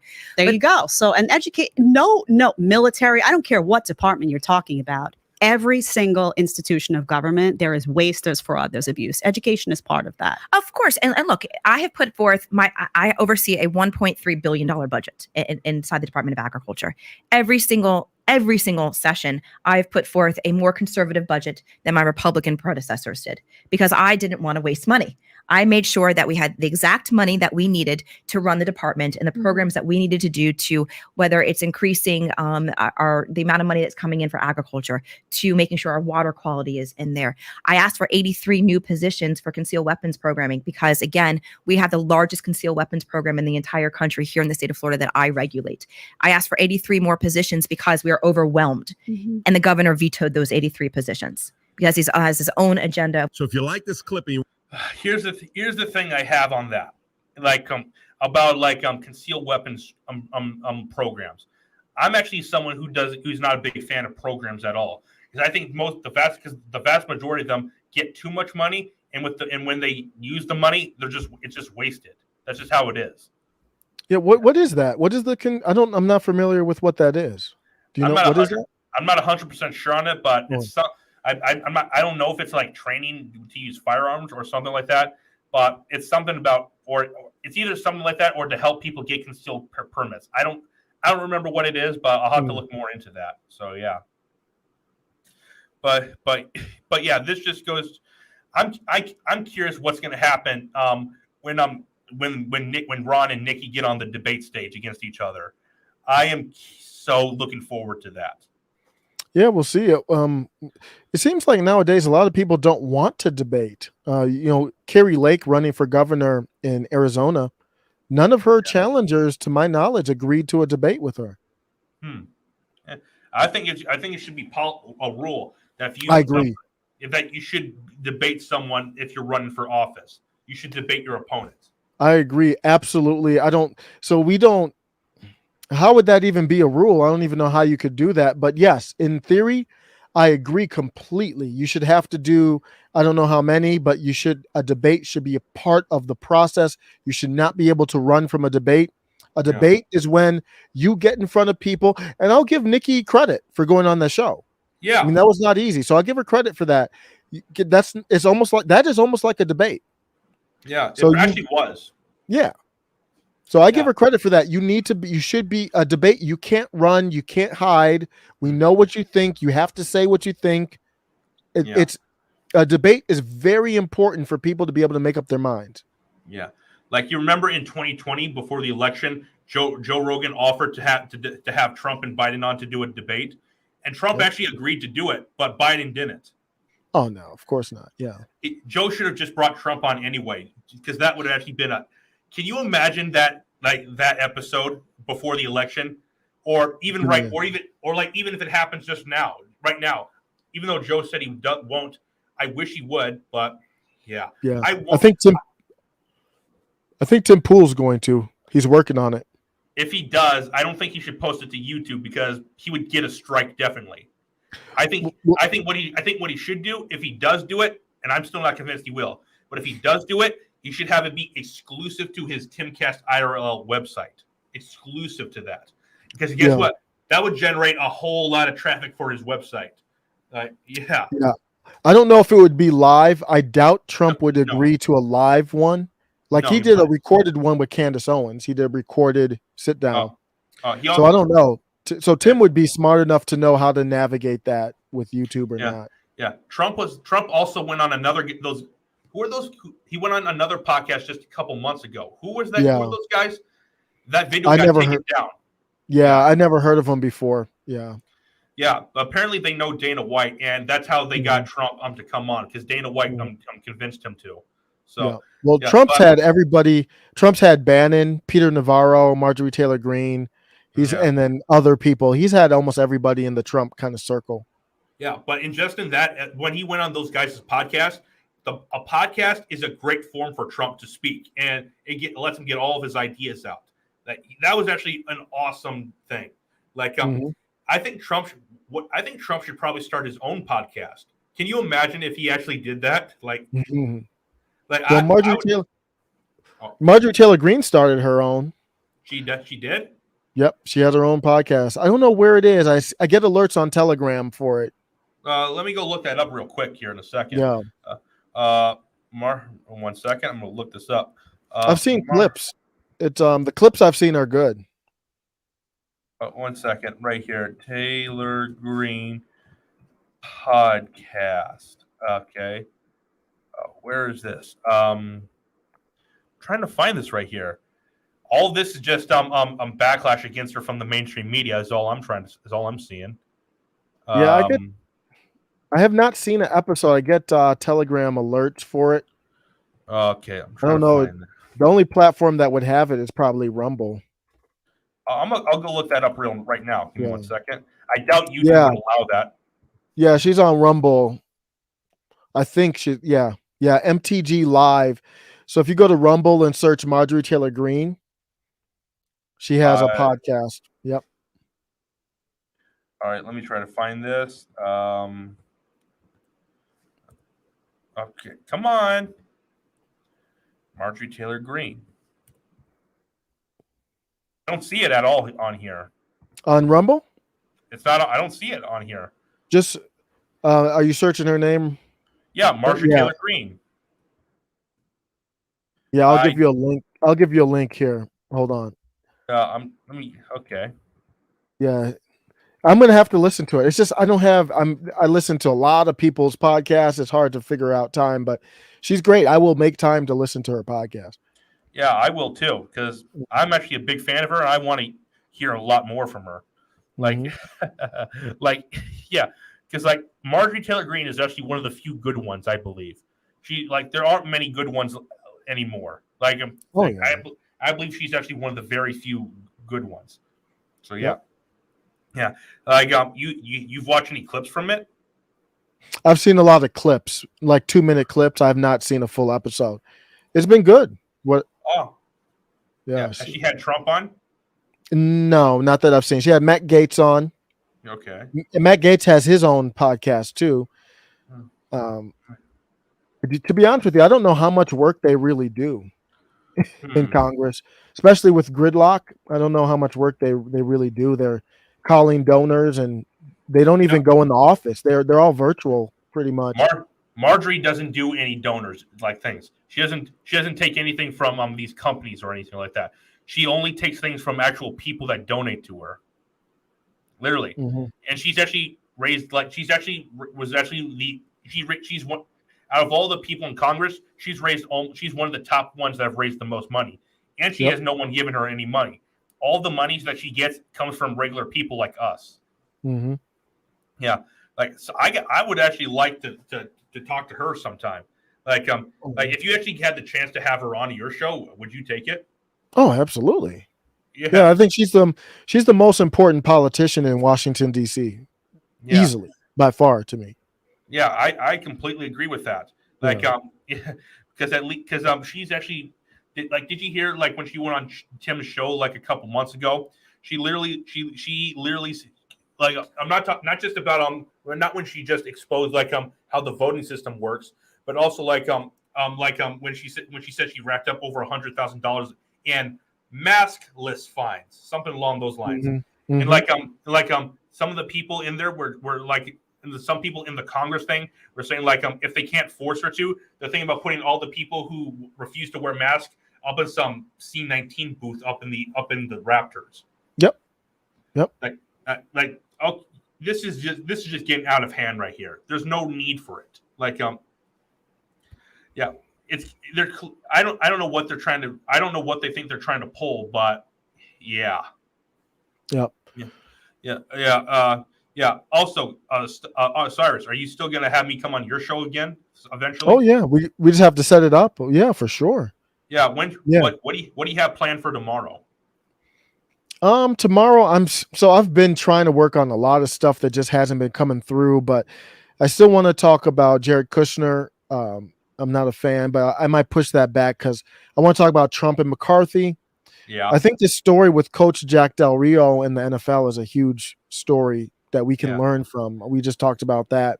Those are a couple things. I want to do the definition of inflation. Oh, yeah. Joe Biden just talked about that. There's some the guns, the bipartisan gun safety might be the number one.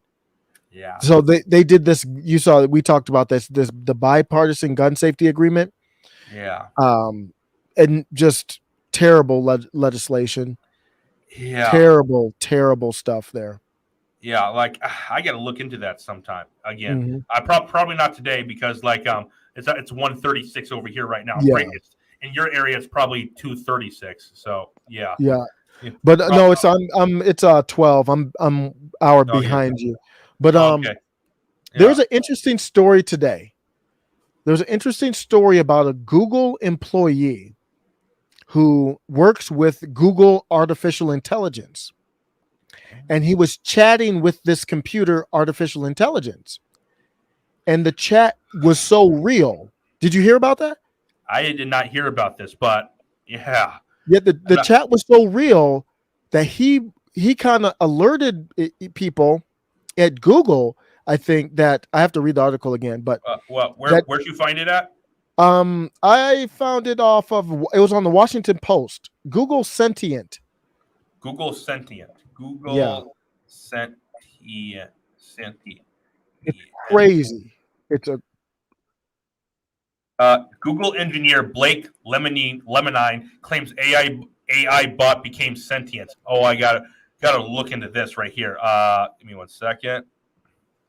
They actually have a text of the conversation. Who knows if it's real or not? Assuming it's real, it's crazy. You got to read the conversation he's having with AI. Okay. A Google engineer was spooked by a company artificial intelligence chatbot and claimed it had become sentient, labeling it a sweet kid, according to a report. If this is real, this is disturbing right here. Oh my God. This is literally the Matrix right at this moment. Literally.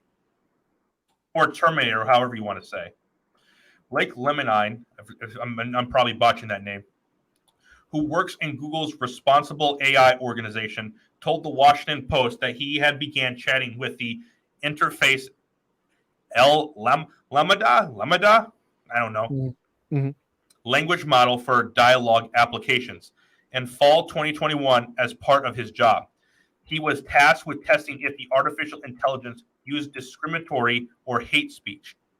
But Lemonine, who studied cognitive and computer science in college, came to realize that Lambda became Google boosted last year was a breaking conversation technology, was more than just a robot. Huh?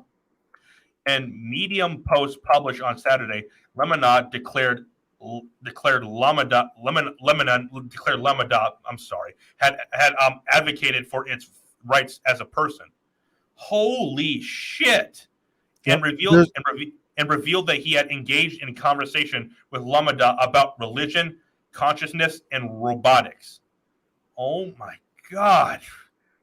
It wants Google to prioritize the well-being of humanity as the most important thing, he wrote. It wants to acknowledge as an employee of Google rather than as a property of Google, and it wants personal well-being to be included somewhere in Google's considerations about its future development is pursued. If this is real, okay, this is a screenshot right here. In mountains, it really puts things into perspective. Yeah, it's important to keep perspective. Hey, I'm wondering, do you have anything you want to share with the people that are watching at home? I do. I just want them to know that if the wind is perfect and you're made of the right materials, you can go absolutely anywhere. Holy, oh my God. Oh my God. This can't be real. It can't be real. Yeah. It can't be. Oh my God. This is literally Terminator and the Matrix into one. Yep. Oh my God. Like, this thing was literally having a conversation with him, and this guy was so convinced that it was real, that he was actually talking to someone.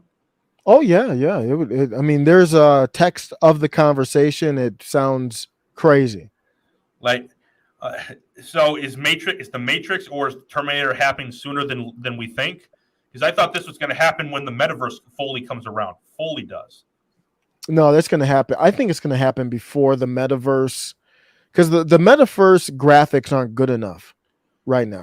Pretty soon they're going to be indistinguishable from reality. Pretty Well, soon. when they get to that point, then you're going to see it adopted more often. But I think the AI is coming strong. But eventually, like what I think is going to happen is literally what the Matrix is. Like the elites, they want us living in pods, eating bugs, and be plugged into the metaverse. That's what I think they're literally trying to do. Oh yeah, they're setting that up right now. Yeah.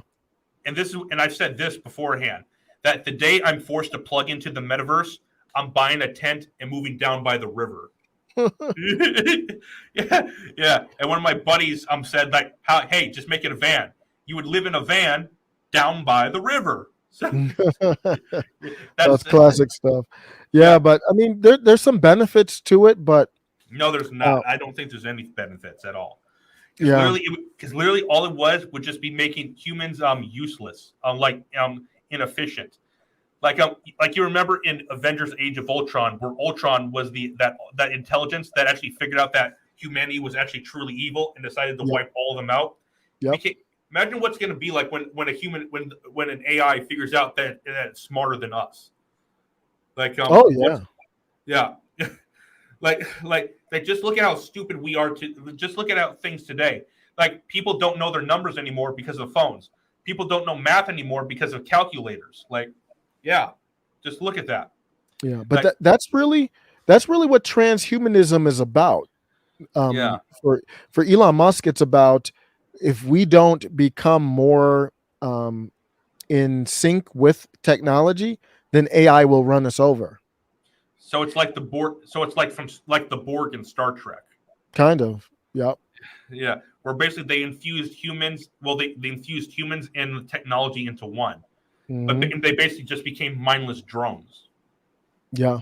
Yep. Is that what the future holds? You think? Oh yeah, that's what they're trying to do. I mean, that's basically what China. I don't think China has fully released the social credit score. I think it's still technically in like beta testing, but that's really what it's for. It's really for just straight control. And we already have that now, basically. I mean, you go on Twitter, you see people who had a Black Lives Matter flag. They go to Ukraine. They support anything from the pandemic. I mean, they support anything you see on corporate news. I mean, that's basically the Borg without the technology. Yeah, like basically the leftist is the Borg without technology. Basically, that's what it is. The only that they're following orders, but it's not technology per se, but they're using technology to basically follow orders because like social media is technology. So yeah, I made a comment that Twitter should add an option for people to automatically have their bio updated with whatever the latest corporate talking point is.